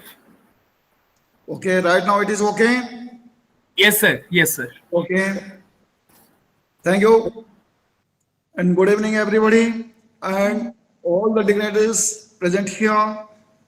And the topic it is the scope of the open and distance education in context of new education policy. And this is the open and distance education. First of all, means now Professor Vivek Suneja ji was telling that okay, means there are in the school of open learning a large number of the students are there, but still then I feel that is in the 12th 5-year plan, that is 2012 to 2017, that is it was estimated that only a very small percentage of the Indian workforce in the age group of, means particularly this is the very, very young, that is the 19 to 24, it is less than 5% of the total population. But whereas in the advanced countries, it is around more 65%, 70% or 75%, means almost we can say that it is more than 60% in everywhere. But in India, it is less than 5%. So therefore, I think this is the distance and open education here. There are a vast scope because India is a very, very large country, and here whatever the new education policy, it is based on the four pillars, and these four pillars is totally completely, I can say, 100% suitable to the open learning system. And that is the accessibility, adaptability, and equitability and affordability. These four pillars means here, means all together when you will come, then you will find that user friendly. And whenever it is the user friendly, then distance education is very, very effective to populate in the, you can say, in the remote areas of the Indian villages. And that is the, means first of all, where is the problem? That is the distance education or open learning system. It is the education. It is earlier perceived to be the inferior to the mainstream education and meant largely for the students who are unable to cope with the latter. This is the main problem. It is our perception that once those students who are not capable to go for the mainstream, they are only offering for the open and distance education. But it is not right. That means that perception you will have to change it first. Then only you will be successful, otherwise not. Means for that reason, means we are moving ahead in that case, and individual institutions that are early adopters must innovate to find models and practices that work and then share these with other institutions through the mainstream set up by the NCIBE, that is the National Committee for the Integration of Vocational Education. This is the mainstream. I mean, here we are adopting, that is the changing of the pedagogy is very, very difficult nowadays. Means whenever it is the earlier it was introduced in our Delhi University, that OBE, there are a large number of the protection, means that is the many people they are saying that okay, they cannot be successful and this is not applicable to our Indian systems, all these things. And though right now, after completion of the OBE, now everybody is appreciating that okay, it is the huge success. And this is because of this, means whenever the new system is changing, means it's large scale changing, here something has to be happening, just like is the pandemic situation. This pandemic situation has caused educational institutions to suspend attendance, delay examinations, and hurriedly identify online learning tools since the students are restricted to their homes. And right now, what you are saying that is the scope here, this is the open and distance educations. Here you can say that it doesn't have any boundary, physical boundary or geographical boundary. Means anywhere else, anytime, anybody can have this open and distance educations. And for this, only the two infrastructures are required, only a smartphone or you can say laptop and the internet. If these two are here, you will have, then at any corner of India, at any time, you can access this one. So therefore, it will, means if these two infrastructures will be there, then the accessibility of the open and distance education is everywhere. There is no physical boundaries. And adaptability, we have already adopted this system, means manywhere, means that is the SOL. And there are many, means in each and every state in India, they have adopted the open and distance education in a large scale manner. And right now, whenever this pandemic situation has overcome, then we'll say that, okay, means sometimes you can say this type of pandemic situation forced us to go for this online. This means this negative things, we can get this opportunity to make it a positive one in education field.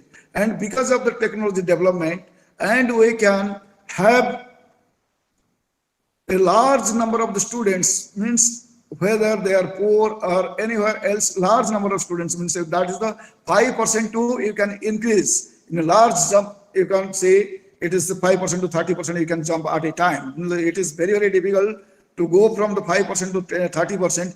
It is from a single stroke. It is very, very difficult. But this is the opportunity we can achieve this one. So, and to the focus on the open and distance education creates opportunities for the AR and VR, for the customized learning systems, for conducting remote exams, innovative tools, for attendance monitoring, gamification, adaptive learning, low-cost hardware for distance learning, mental health support for teachers and students, upgradation of the teachers' skills to adapt to digital educations. That digital educations right now means, though we are saying, we are claiming that okay, our SOL and the School of Open Learning in Delhi University has been started from 1952, but still then that the IGNU, they have gone much ahead of SOL, but still not, we are not lag behind. Means right now we are coping up with that one, and today we have visited the IEEE, and Professor Pankaj Arora has taken this initiative. Means he has set up very good laboratory. Means I have seen, means though I was the director of the COL, but I have not visited that place. Thanks to Professor Pankaj Arora, means today he made an arrangement for the visit. We have visited that place. Means really I am surprised, and the laboratory, it is very, very helpful. And as well, there is one laboratory. It is a very beautiful laboratory, but right now, this platform we can use. That is the MHRD, means that is the new education, means that is right now, that is the education ministry. Means now HRD means every time it is coming in my mouth, that is the MHRD. No, it is the already new education policy has changed this one. This is the education Ministry of Education. They have developed that is the SWAYAM portal, and means all this type. Means right now we can use it in our own studio. Means there are very, very talented professors in our own university, and they can come and they can, that is the just, we can develop ourselves the MOOCs SWAYAM type portal in of Delhi University. And yes, right now means I have seen that is the e-contents and e-learning systems. Means whatever we are using in our Delhi University, it is the in a large scale we can use. Means last today I came to know that okay, it is about e-content, it is around 17,000. It is the vast scope. You just see, means in the Delhi University is the only university, means we are about 17,000. Means there is a large scope, and he was saying also, means within very few days, 7,000 or 5,000, 7,000 or 10,000 e-content may be added, and this will be a large boost. Means these are the scopes we are using. Means you just see under the pandemic situation, when all of a sudden it is occurring. At that time, the IEEE was defunct. So there are, means at that time we were nowhere, means how to move ahead. We are clueless. Means right now, what the IEEE is doing, means we are right now prepared at any time if this type of a pandemic situation will come in future. Means within 24-hour notice, we are able to provide all this type of e-learning or e-books or whatever e-contents. Means we are ready for that one. Means that is the scope. And large number of means right now we are saying that it is the 5 lakhs. It is only within the periphery of the Delhi. Now we can expand our scope beyond Delhi. Means right now there is a School of Open Learning. It is only the Delhi and the NCR. But right now, if IEEE and SOL, they will combine together and they go ahead with this some portal, means that they can develop their own portal, means just like SWAYAM or MOOCs, means they can expand like anything all over the India. Means that will be the, I can say, Delhi University is the premier institute of India, and with the help of IEEE and the expertise, means many expertise are here, and if they will help us, then we can go ahead like anything. So there is the vast scope, there is no doubt at all, and but you will have to systemize it. And for any case, there is four things. First of all, the aim and objectives must be clear. And here, aim and objectives is very, very clear that we are going to expand like anything in the e-resources, e-learning, and e-books. Everything will be provided and we will be very, very well equipped for this open and distance education. That is the norm one, that is the aim and objectives. Then we will have to, in context of national education policy, means here it is said that you will have to generate your interest, and this MOOCs and SWAYAM, whenever there is the studio and if there is a recording, editing, everything will be going on, then it will be very, very interesting. And even if you will know, means after aim and objectives is very, very clear, then you will be generating the interest for this online and distance education. After that, you are going for the proper planning. And now the planning, you have already made the skeleton, what means how the IEEE and the SOL will move ahead, they have already prepared the plan.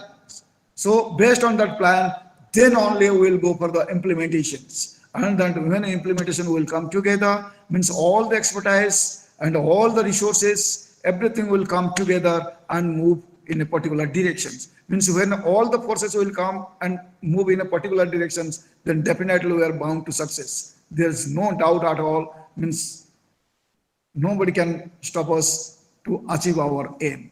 And here, distance, it is the great opportunity right now that I can say, with the leadership of Professor Pankaj Arora, collaboration with SOL, definitely will provide a quality and quantity education in the field of open and distance learning. Thank you. Thank you so very much, Professor Pani, for such great ideas and possibilities of collaboration of SOL and IEEE. I surely will look forward to it and come back to you with a concrete plan. Professor Pani has helped us understand how this open and distance education is the need of the time as per education policy, as well as we are a developing nation.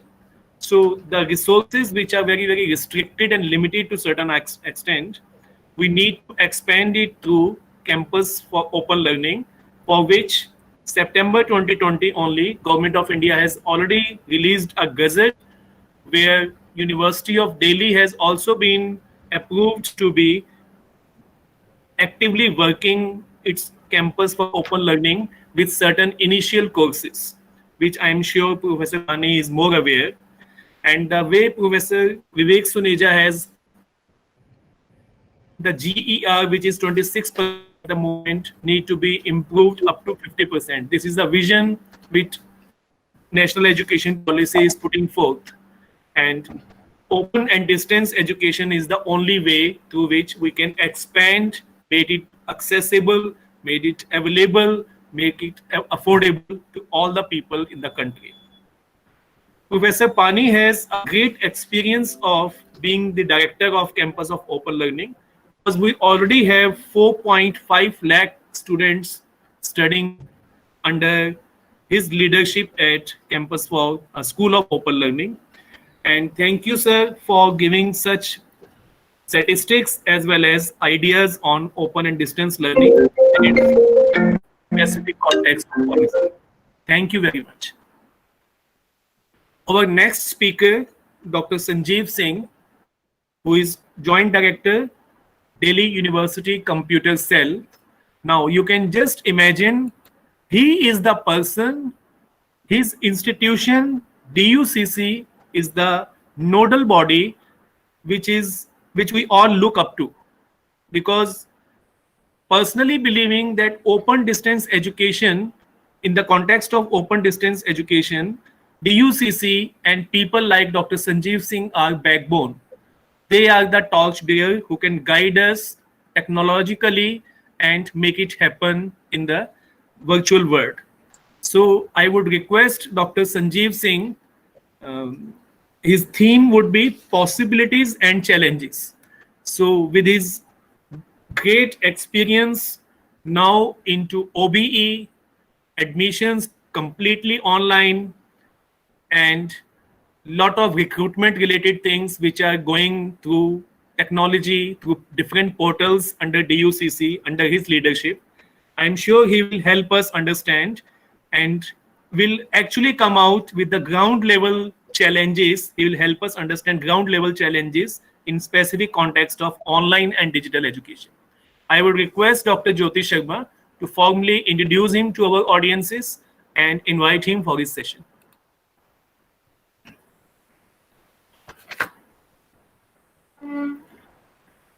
Thank you, Professor Arora, for this opportunity. Dr. Sanjeev Singh, serving as Joint Director at Delhi University, is the IT muscle man of the university. So he is an indispensable member of the IT fraternity of the university, a distinguished scholar, innovator, and IT wizard. Dr. Sanjeev is a teaching faculty at the Institute of Informatics and Communication. He has been associated with multiple projects at national and international level and has been an advisor to many government initiated projects. He is a certified professional for the development of science and technology parks and innovation clusters. He has implemented the first virtual learning environment which Delhi University takes pride in at the university, and he'll be instrumental in taking this platform to the new heights. So Dr. Singh, we welcome you and look forward to your insights on the possibilities and challenges of online and digital education. Over to you, please. Thank you. Thank you so much for giving me this opportunity. Good evening, everyone. Rather, good afternoon.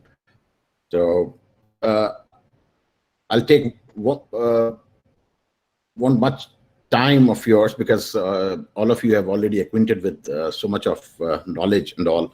But I would really like to share some of the things, what we have been doing in the past and how they are relevant for today's and tomorrow's time to come.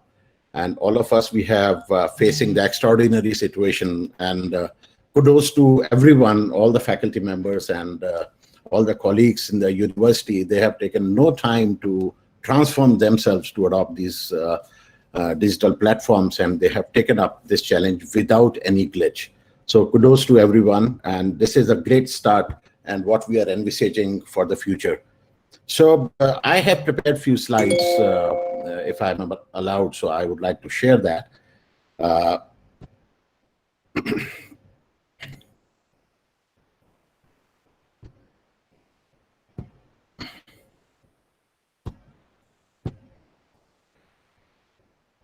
So as Professor Arora has mentioned that what are the challenges and the possibilities in the digital age. So I have defined myself in terms of how we are going to manage the academic,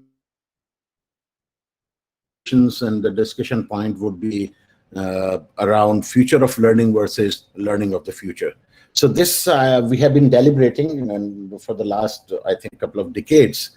And now, because of this pandemic, everyone is forced to, adopt the different kind of technology platforms where we can be still productive and we can look forward for different kind of, transformation in our pedagogy, in our deliveries, material dissemination, and how we are disseminating the knowledge component, which we have been doing within the close boundaries of the classrooms. Now we are open and we are not shying away from sharing the knowledge on the digital platforms without worrying about how many people are listening to us.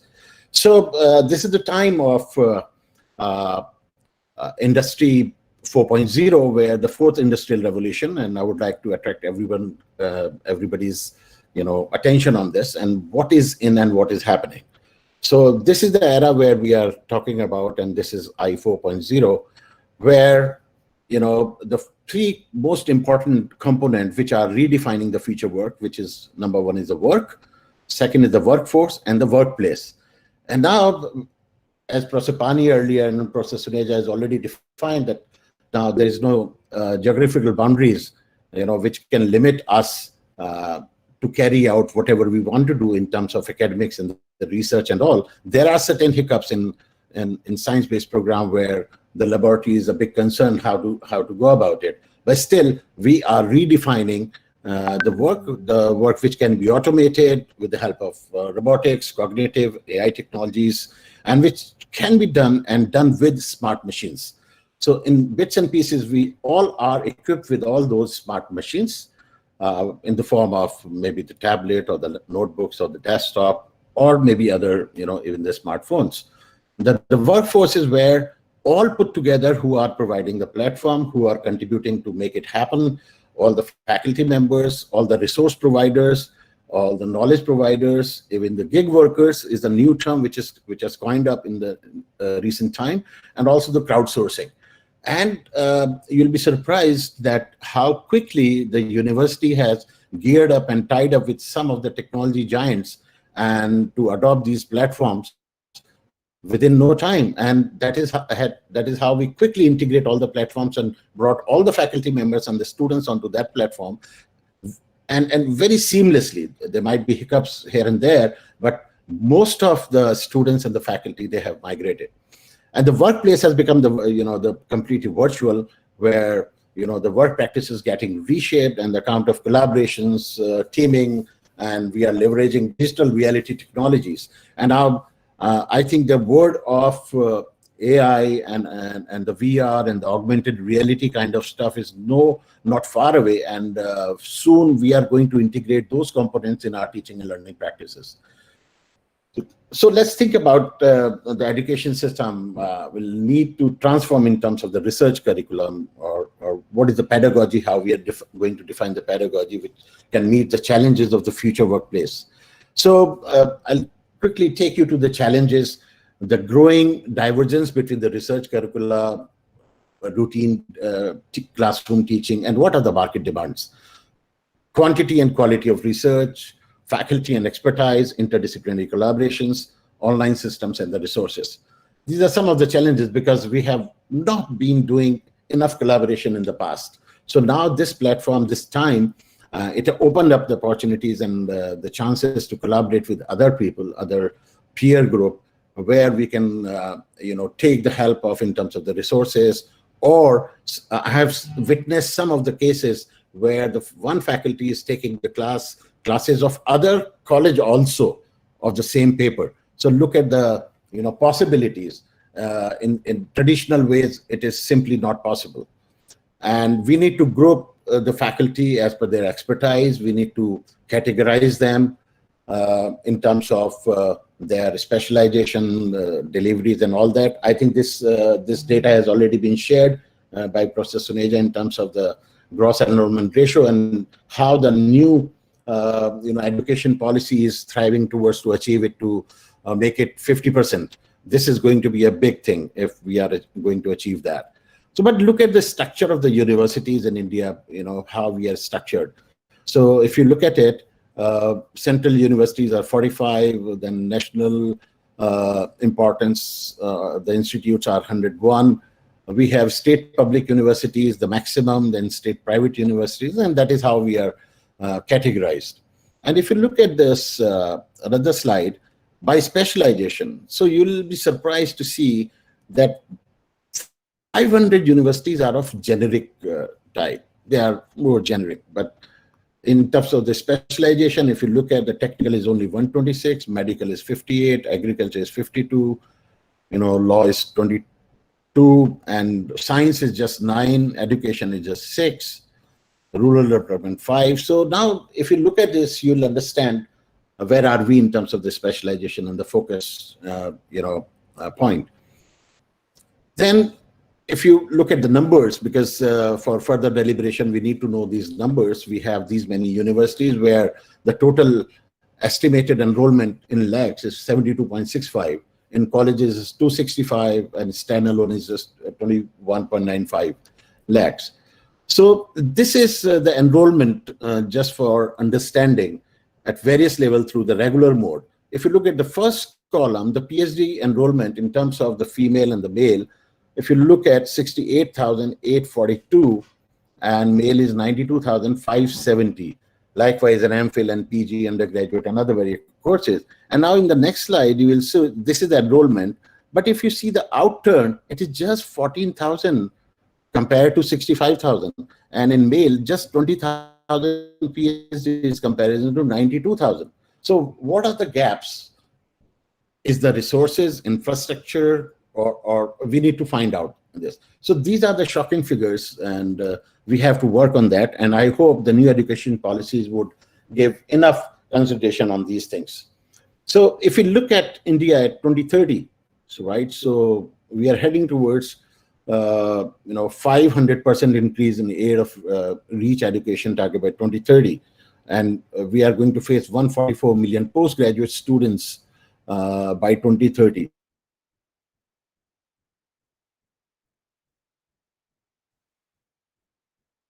Some of the figures, and now considering all these points, the biggest challenge is to provide the compelling user experience and maintain the legacy system for higher education. And this is going to be very difficult. And we need to find out the ways how we can create the suitable platform, how we can create infrastructure to cope up with the needs of these new generation. So now we need to think that the future of learning versus learning of the future. So the present technology scenario we have is a heterogeneous technology environment. And we have been doing the selection of technology by choice, not by the requirement in overall, right? And very, very few institutions are able to afford the cutting edge technology where you can find the state-of-the-art machines are already there. And our virtual learning environment is in a very nascent stage. We have to work a lot on that. There's a very less motivation towards the building local resources. Local resources means how much knowledge base we are creating for dissemination, for the consumption of the students. And the large number of students with inadequate resources. So there is so much of diversity whenever we look at the content, and probably we need to curate the content a lot, and also along with the aggregation of the content rather than building the new content, because the content has already been made unless and until it is not available for any subject domain. But aggregation and the curation is the most important exercise we need to carry out. Some of the services we are giving, we are trying to give adequately in terms of the various services. E-journals, again, e-journals is the outcome of the UGC countrywide InfluentNet consortia, and some of the journals and the publications are there with the central library. Mailing and messaging is we are trying to restructure it and making it more robust so that this has become a basic communication platform among all of us, including the students. Then we have one very strong component with us, which is National Knowledge Network, which is helping us to create the content and disseminate across the country through this network. But we are nowhere on that. None of the university is creating and collaborating in terms of disseminating the content, what they have created. We don't have the culture of online lectures, though we have the facilities. We are now promoting those facilities. We have created 2 studios at the computer center, so any faculty can come and they can do the live lecture for all the stakeholders, including all the students and everything. Now we can do the streaming, web streaming and conferencing through IPTV. And we are now heading towards creating the central content repository. So we have created the mechanism where we can create the repository in terms of the domain specific requirements. So having said all that, I mean, and all of us, we have experienced that the future of education is purely digital. And whatever you do, the classroom will remain there, and all the requirements, but a digital component will remain there, whether it's 25% or 30% or 50%, maybe more. It depends on the situation now and how we are going to go about it, how effectively we can leverage on the technologies we have. So I've recently gone through one report by Gartner. So it says the more than 50% of higher education institutions will begin redesigning their student experience with the goal of making it more integrated and personalized. So we are in a situation where we have to redesign our, redefine the pedagogy in terms of increasing the expectation and meeting the expectation of the students, because their expectations are much higher now. It's not only the, the one-way kind of a dialogue. It has to be more collaborative, and unless until we do collaborative work, collaborative teaching, I think we will be failing in satisfying their requirements. So we need to refocus on what is important. The important thing is how effectively we create the content and we can effectively disseminate. So the purpose of it is, if you look at the tree, but the root is for the deeper learning. So we all are aware of this, and we have geared up what needs to be done for the future. So we know the stakeholders of the university, the students, the faculty, and the facilitator. The earlier times, I think the facilitators were not in the limelight, but in this pandemic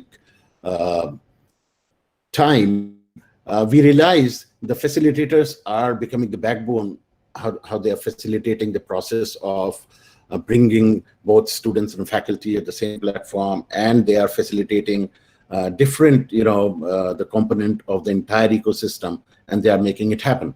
So whether it's the administration or the finance or whatever, so all these are facilitators who are actually supporting the cause of the content dissemination, teaching, learning more effective.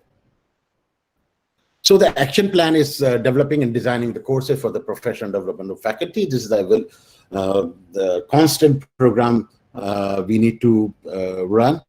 Development of multiple content creation labs, where emphasis is given more on the laboratory-based exercise, where we can create the virtual labs so that the students can access them while sitting at home, and they have the virtual feeling or simulation-based exercise. We also need to think about the multilingual learning content for various mediums, for the classroom teaching and learning, the content requirement, the learning-centered delivery of the material. We need to setting up this advanced teaching laboratories for different courses, because now it is evolving now, how long it is going to go, but we need to be ready. We need to be future ready, rather, to cope up with the challenges of the future deliveries. And we need to look at the continuous evaluation, upgradation, and the modernization of the content. So this is the continuous process where we need to create teams, and that team is constantly monitoring the development of that. So some of the issues we have identified in terms of the methodology, platform identification, what would be the deployment metrics, how we are going to deploy this across the university, colleges, and different places. What are the best practices we need to adopt? What are the pedagogical issues, and how we are going to deliver entire thing? So delivery is one, because now the technology is ubiquitous, right? So now the students, I would like to share one thing. Recently, we have conducted the OBE, on open book examination. This is a completely online system, and we analyzed that more than 85% of the students they wrote their examination using mobile phone, right?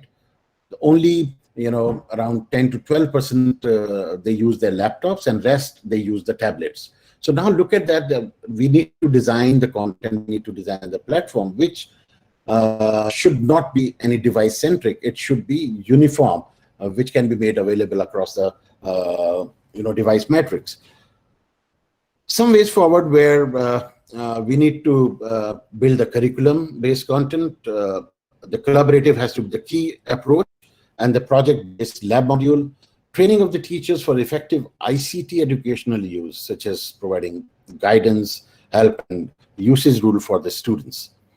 So online mode, all of us, I'll skip that, but some of the things which are happening globally, in the second last point, I would like to emphasize the access to info main section, what we call the edutainment, right? Where to retain the students onto the platform, because we need to little bit gamify the education and the delivery, so that they become more intrigued what we are teaching to them.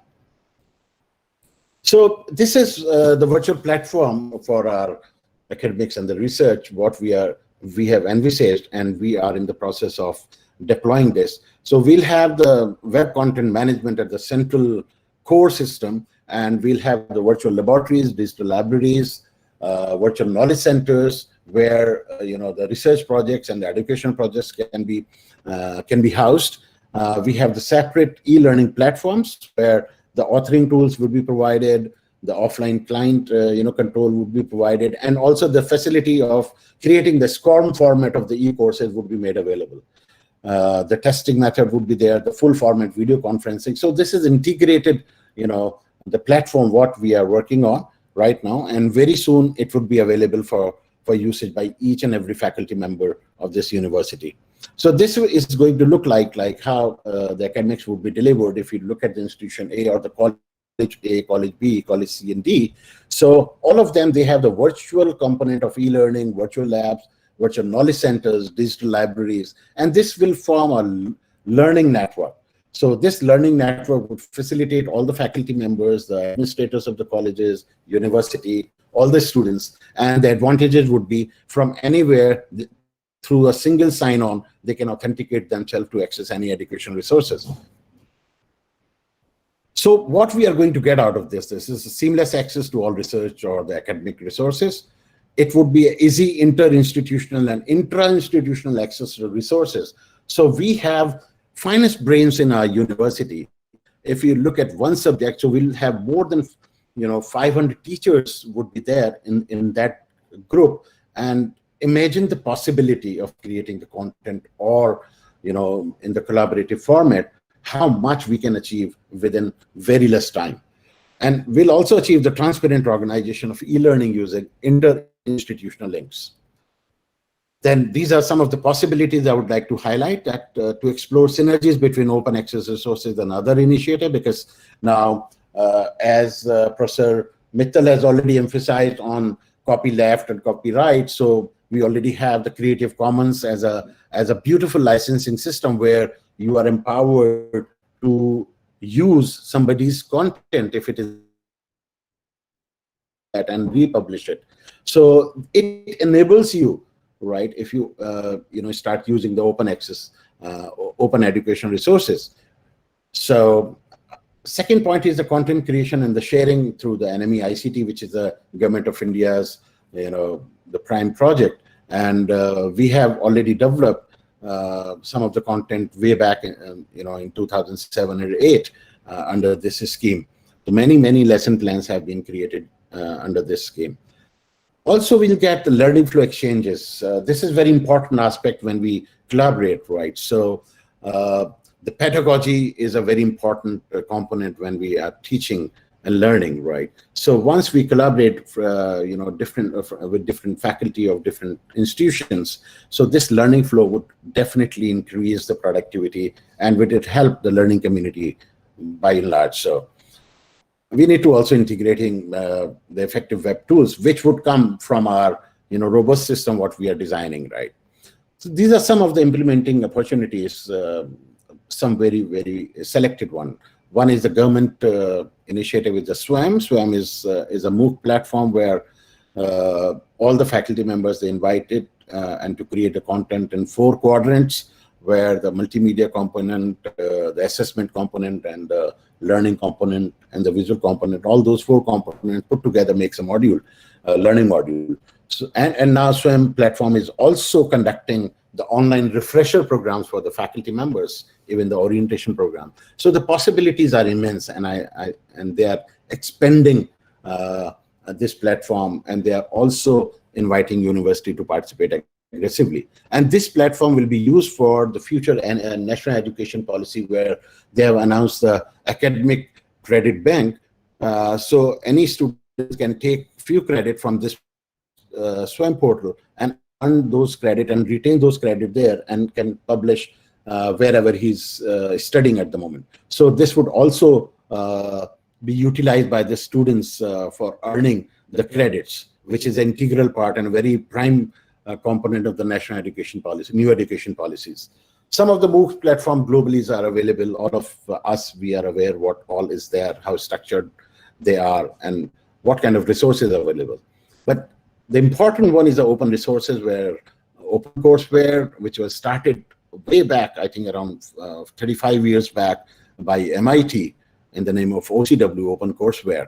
And they were the pioneer by starting, putting up their lectures in the form of handwritten notes, scanned or PDFs on the website, and they don't ask you why you need it.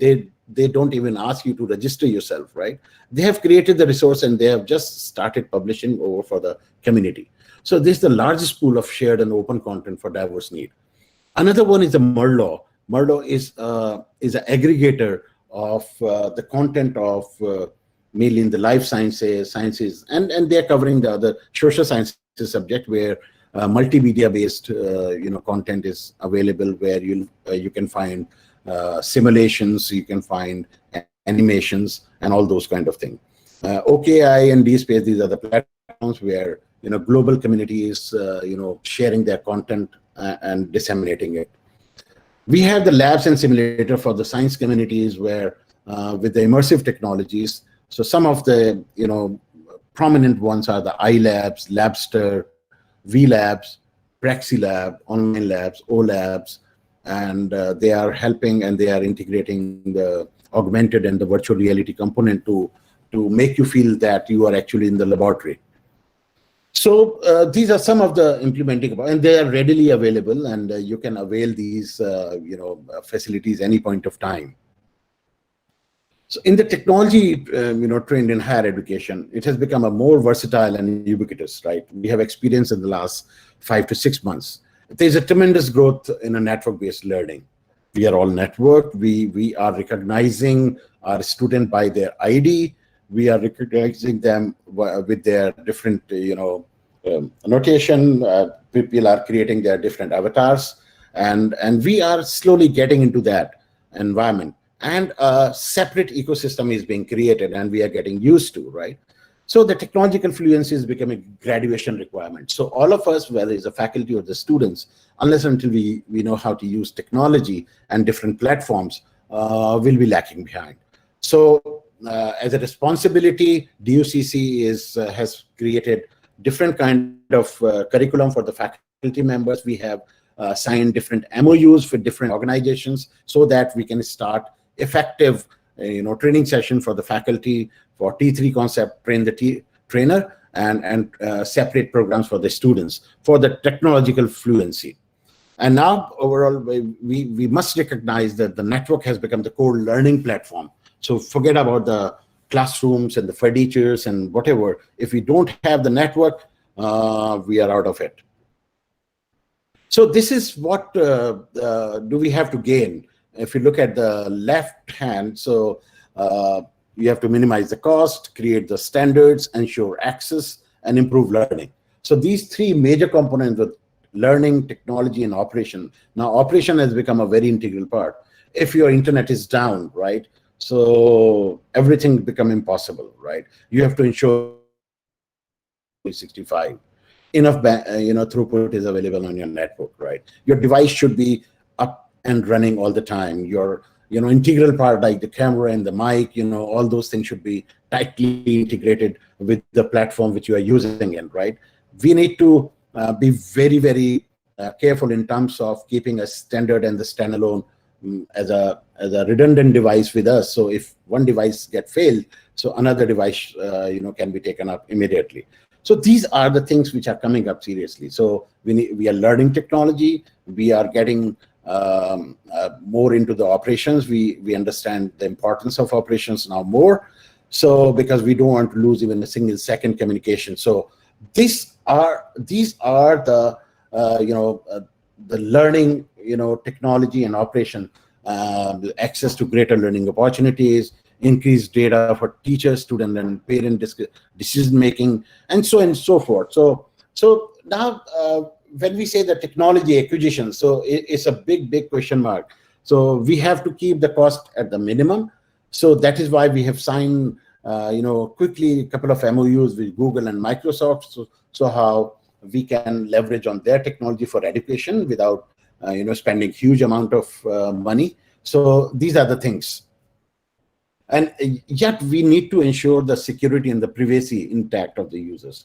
So now getting the online platform integrated with our teaching and learning is posing more challenges for us in terms of the security of the users, privacy of the users. So I always look upon Professor Mittal to help us out to define and write down certain policies, as university is missing on those policies badly, because we need to revamp those policies and redesign them very soon. So this is the plan to plan. I'll just skip this. But this is the overall infrastructure layout where we are heading towards. As you can see on the left, you see all the components available, like the teaching practices, professional development, student learning, student services, assessment and reporting, records and management, library services, research, and so on and so forth. And these are the educational functions and supported by the best practices. And we are putting into our digital landscape what we have created in the last couple of years in terms of the infrastructure. We need to provide enough security and authentication mechanisms to all the faculty members and the students, what kind of professional support they need, what interoperability standards do we need to incorporate, so that none of the students should face any difficulty in accessing any kind of platform or the resources which we are trying to provide. What kind of hardware and the standards. So by and large, we are confined only on the open standard, because once we move on to the proprietary ones, then everyone has to follow those standards. So at the back end at the DUCC, we just follow open standards and open source software, so that all those are easily integrable with all the stakeholders' devices which are being used. So the objective is, if you look at the top left, these are the expectations and demands out of any digital platform. Anytime, anywhere access to content. There should be a rapid response. It should be multi-institutional and locational function, and the quality learning experience. And this one is the most important component for us when we say the learning experience. We need to constantly take the feedback from the students, and all of us, we have been taking it constantly from our students. And that is how we are redesigning the content. We are initially we started with PPTs. Now we have slowly started integrating the whiteboard, virtual whiteboard, and many of the faculties, they have started using all those kind of technological component which we call the web tools while they are taking their classes. So this is the schematic of where we are working on to achieve this, linking the repository to other institutions. So if you look at the bottom there, we are catering to the formal and informal learners, where we can have the classrooms, learning center, independent study, broadcast media, or virtual learning. And this is getting connected to reference material, ebooks, ODL kind of stuff. And we need to create new processes where the learning material using the learning objects, and that is further getting into the getting connected with the other learning object repositories. And finally, if we connect ourselves to the global content repositories, I think that would complete the cycle. So doing this exercise, all of us we are trying to achieve one thing, that our students should not be lacking behind. Whatever the resources in best possible manner we should provide. And that is what the new education policy is talking about. The more global interaction, more institutional applications, and access to learner. And I'm just trying to wrap it up quickly, making the switch. Why do it? Is it feasible? What does it involve? And how to go about it? And next is who is going to help me? All of us, we are here. We have the finest network of academicians in Delhi University, right? we shouldn't be talking about why do it. I think this is mandatory. This is the need of the hour. It is very much feasible when the experiments have already been demonstrated in different institutions within the university. Why can't we do it university wide? At Professor Pani has already go forward and to make it a national level impact by aggregating all the knowledge base what we have within us. How do we go about it? I think we need to network with each other. We need to help each other to sort this out and make it happen. So I'm just closing it with the famous 4 lines by Mahatma Gandhi. First they ignore you, then they laugh at you, then they fight you, then you win. Thank you very much.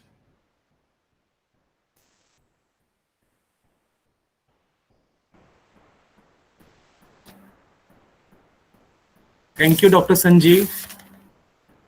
It was above our expectations. Oh, I'm so sorry. I'm so sorry. No. It was really wonderful. The innovation and the creativity, what we can expect from you, was fully visible in the entire session with a lot of interesting visuals and demographs. You made it very interesting. And the chat box is suggesting a lot of people are finding it very useful for their own universities, for their own institutions. And in the entire talk of yours, the concern was students and also the teachers who are ill-equipped on technology or need to be educated on pedagogy of technology-oriented teaching. So thank you so very much for being backbone of University of Delhi for online education, and expect you will be guiding us because IEEE is a forum which will be initiating many such new things. Absolutely. So I'll surely look up to you for your guidance and support. Definitely. It's a time of collaboration, right? Yeah, so we must collaborate and move forward. Yeah. So, thank you so much for having me here. Thank you. Thank you for such enlightening talk and a lot of interesting information, statistics related to OBE as well as online classes as well as different platforms which we can use. And of course, the technology aspect, the hardware aspect which you have mentioned is really useful for many of us. Thank you so much. So my main objective is, as you rightly said, that we should be able to create one repository of knowledge base which can be shared with everyone, rather than having multiple repositories. Right. Thank you so much. Thank you, Dr. Sanjeev. Thank you. So friends, lot of you are asking questions, and now it's open session where we have our speakers with us. Professor Suneja is there, Dr. Pani is there, Dr. Mittal is there, and very interesting questions have been picked from the chat box. Though we cannot address all the questions because already we are delayed in our session. Was supposed to be closed around 5 and it's already 5:30. But few questions can surely be taken. So I would request Dr. Jyoti to take up few questions and request concerned experts to give us brief answer that will help. Thank you.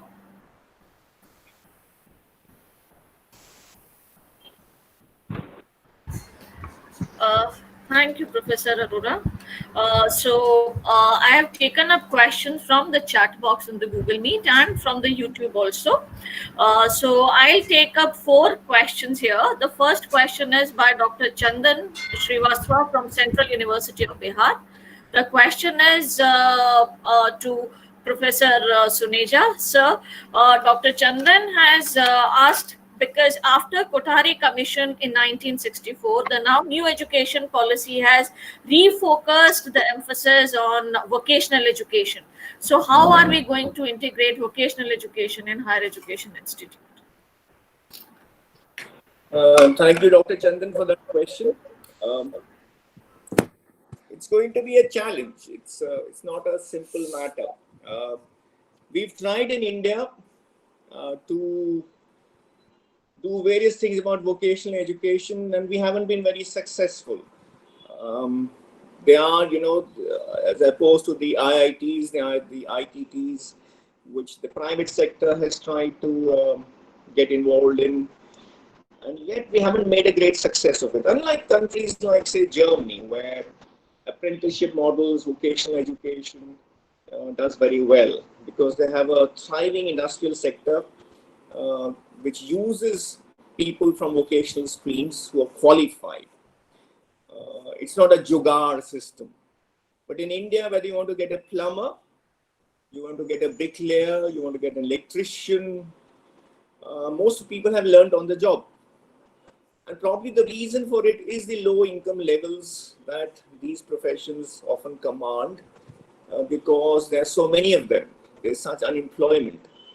In the organized formal sector of India, there's very little employment. So most people are informally employed, as has been evident in this COVID crisis, where most of these people had to return to villages. And their incomes are insecure. And therefore, since they're low, they don't think it's worth going to university to learn plumbing, to learn electricity, to learn bricklaying. So it's a tough question. The NEP says we integrate it, but it's not simple. Yet, as Gandhi pointed out, unless we work with our hands, and unless vocational education is given dignity, then we won't get anywhere. So I think this needs hard thinking. I could give you many platitudes. I mean, there are platitudes all over the place. The question is, how do you make it work? And that is why I was saying, if you're going to make NEP work, there has to be clarity. I mean, sloganeering and platitudes abound. I mean, there's no problem. We've been having these vision documents for ages. To make it work, so that people find jobs, there's upskilling, is a tough exercise. So we'll have to really put on our thinking hats on this one. There are no easy answers on this one. Thank you. Thank you, sir. So now my next question, the question is posed by Dr. Aarti Singh, where she is asking how we can talk about inclusion of differently able students in higher education, particularly in the light of digital and online education. So Professor Pani, who is already running the Center of Open Learning. So sir, we would like you to kindly answer this question because you already have an experience in this. Dr. Pani, are you available?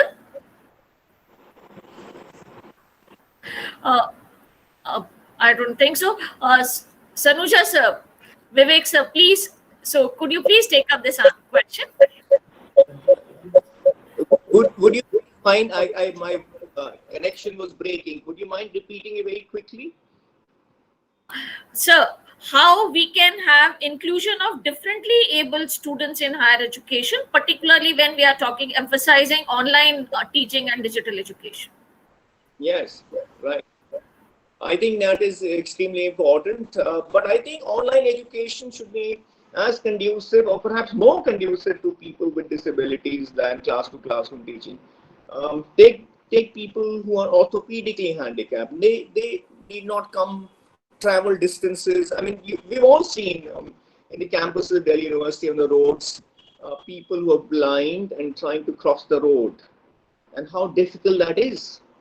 And our payments have these so-called disabled-friendly paths, but in the middle of that path, there'll be a tree or a pole. I mean, it doesn't really work. And it's enormously difficult even to get to. Then about every college and every department should have ramps and it should have disability-friendly toilets, and that must be done. But it is difficult. So if you are now going to use the multimedia technology so they can sit in the comfort of their homes and listen to this content, see the content where possible, and you can have all kinds of technologies which you make available in the classroom. Those technologies, whether they're the braille readers and so on, you could also make it online. So I think there's a greater chance for the physically challenged to be incorporated in higher education using online than actually in the physical mode. There are enormous possibilities there. Thank you. Thank you, sir. So I'll take up the last question. It is a combination 2 question, and the question is to Dr. Sanjeev Singh. So Dr. Singh, are you available here? Yes, very much. So the question is, it is by Dr. Nidhi Mishra, who is asking about how evaluation process challenges can be taken up on a digital platform. because probably many students must have faced challenges during open book examination. Correct. And, Yeah, I would be and, happy to answer this. Dr. Sanjeev, there is one more, so I'll put up both the Yeah, questions, then you yeah, can. yeah. And Dr. Savita has, she's curious to know how the people who are already, they have experience in MOOC development, so how they can contribute in MOOC development. And Sure. yeah, okay. Right. Thank you. Thanks for these questions. I would be happy to answer these because, OB is is a kind of innovation university has made in the difficult times without taking anybody's help, without, buying any external technologies. So this was fantastic experience for us, and we could able to put in together the platform. And as you rightly said, the evaluation, because this is sudden exposure to student as well as for the evaluators later on. So, so what happened is the students we have carried out a couple of exercises, mock trials. So they got acquainted with the platform. And earlier it was, publicized in the newspaper. I don't know what was the basis that this is not working well and so and so forth. And the matter was taken to court.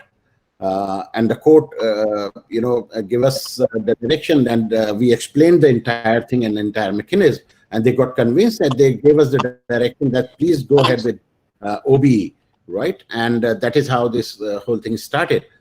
And you'll be surprised to know that 92% participation was there on OBE online platform.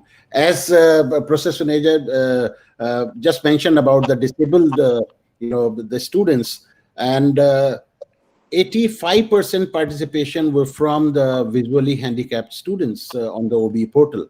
And that is how you can imagine the power of these platforms, how effectively they could participate and submitted their answer script using that platform. Now the thing is, we need to further evolve as far as the evaluation is concerned. So this was the very first experiment, and the initiative was we have taken up for completely integrating the submission of the students and bringing those submission to the evaluator without any human intervention, right? So this was the main objective, that without any human intervention, the copies should reach to the evaluator. And I think that happened, and the evaluators were surprised that how suddenly they see 100 copies suddenly on their dashboard. And but I really admire all the evaluators who have taken part in this evaluation process, how quickly they evaluated. I received some feedbacks also, and we were constantly monitoring that how it is happening. So only one thing is lacking behind that, the annotation is not available at the moment while you are evaluating, but the comment section is there where you can provide your comments at how you evaluated the different questions. So the technological limitations are there, but very soon we'll overcome those limitations and we'll provide a very native experience while your evaluation is concerned. But having this evaluation done, you can imagine the power, power of technology, that how quickly the results are getting, compiled, because all your marks are getting into the backend system, and those systems are, exporting those marks subject-wise, category-wise, and all that is happening. Earlier, all the marks, the manually written on the copies were, punched by the team of, persons, and they were keying in the marks in the system, and again cross-checking was happening, and so on and so forth. So the pros and cons we are constantly monitoring and evaluating. And I think if this is situation condition persists, we'll be able to put in a different kind of evaluation mechanism where you'll have less troubles.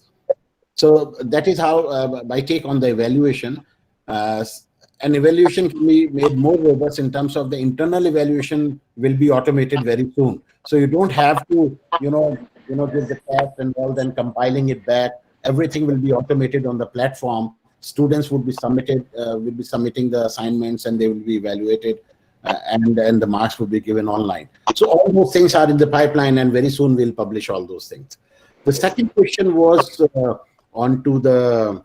Sorry, can you give me the hint, Dr. Jyoti? MOOCs. Hello. MOOCs. Yeah.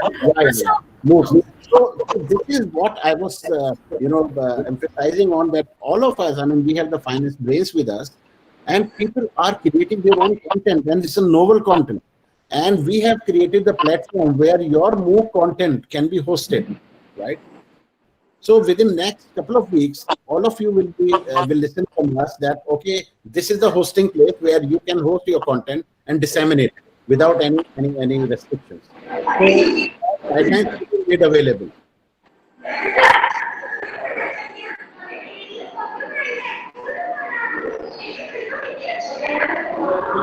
Thank you, Dr. Sanjeev.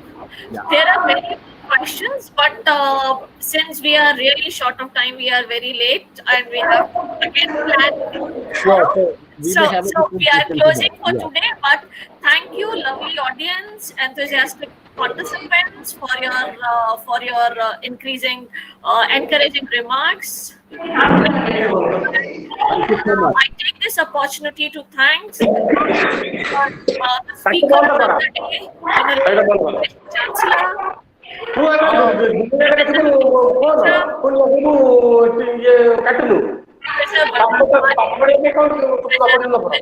and Dr. Sanjeev for very, very organized, very insightful and focused discussion. So after this intensive discussion and brainstorming, we are coming to the end of the first day. We'll again assemble here tomorrow at the same time for again refocusing on the issues with more intensive discussions, so that we can have a future plan roadmap available to roll out the online digital platform. Sure. Thank you so much. Thank you, everyone. See you tomorrow. Thank you so much. Thank you Bye-bye. for the day.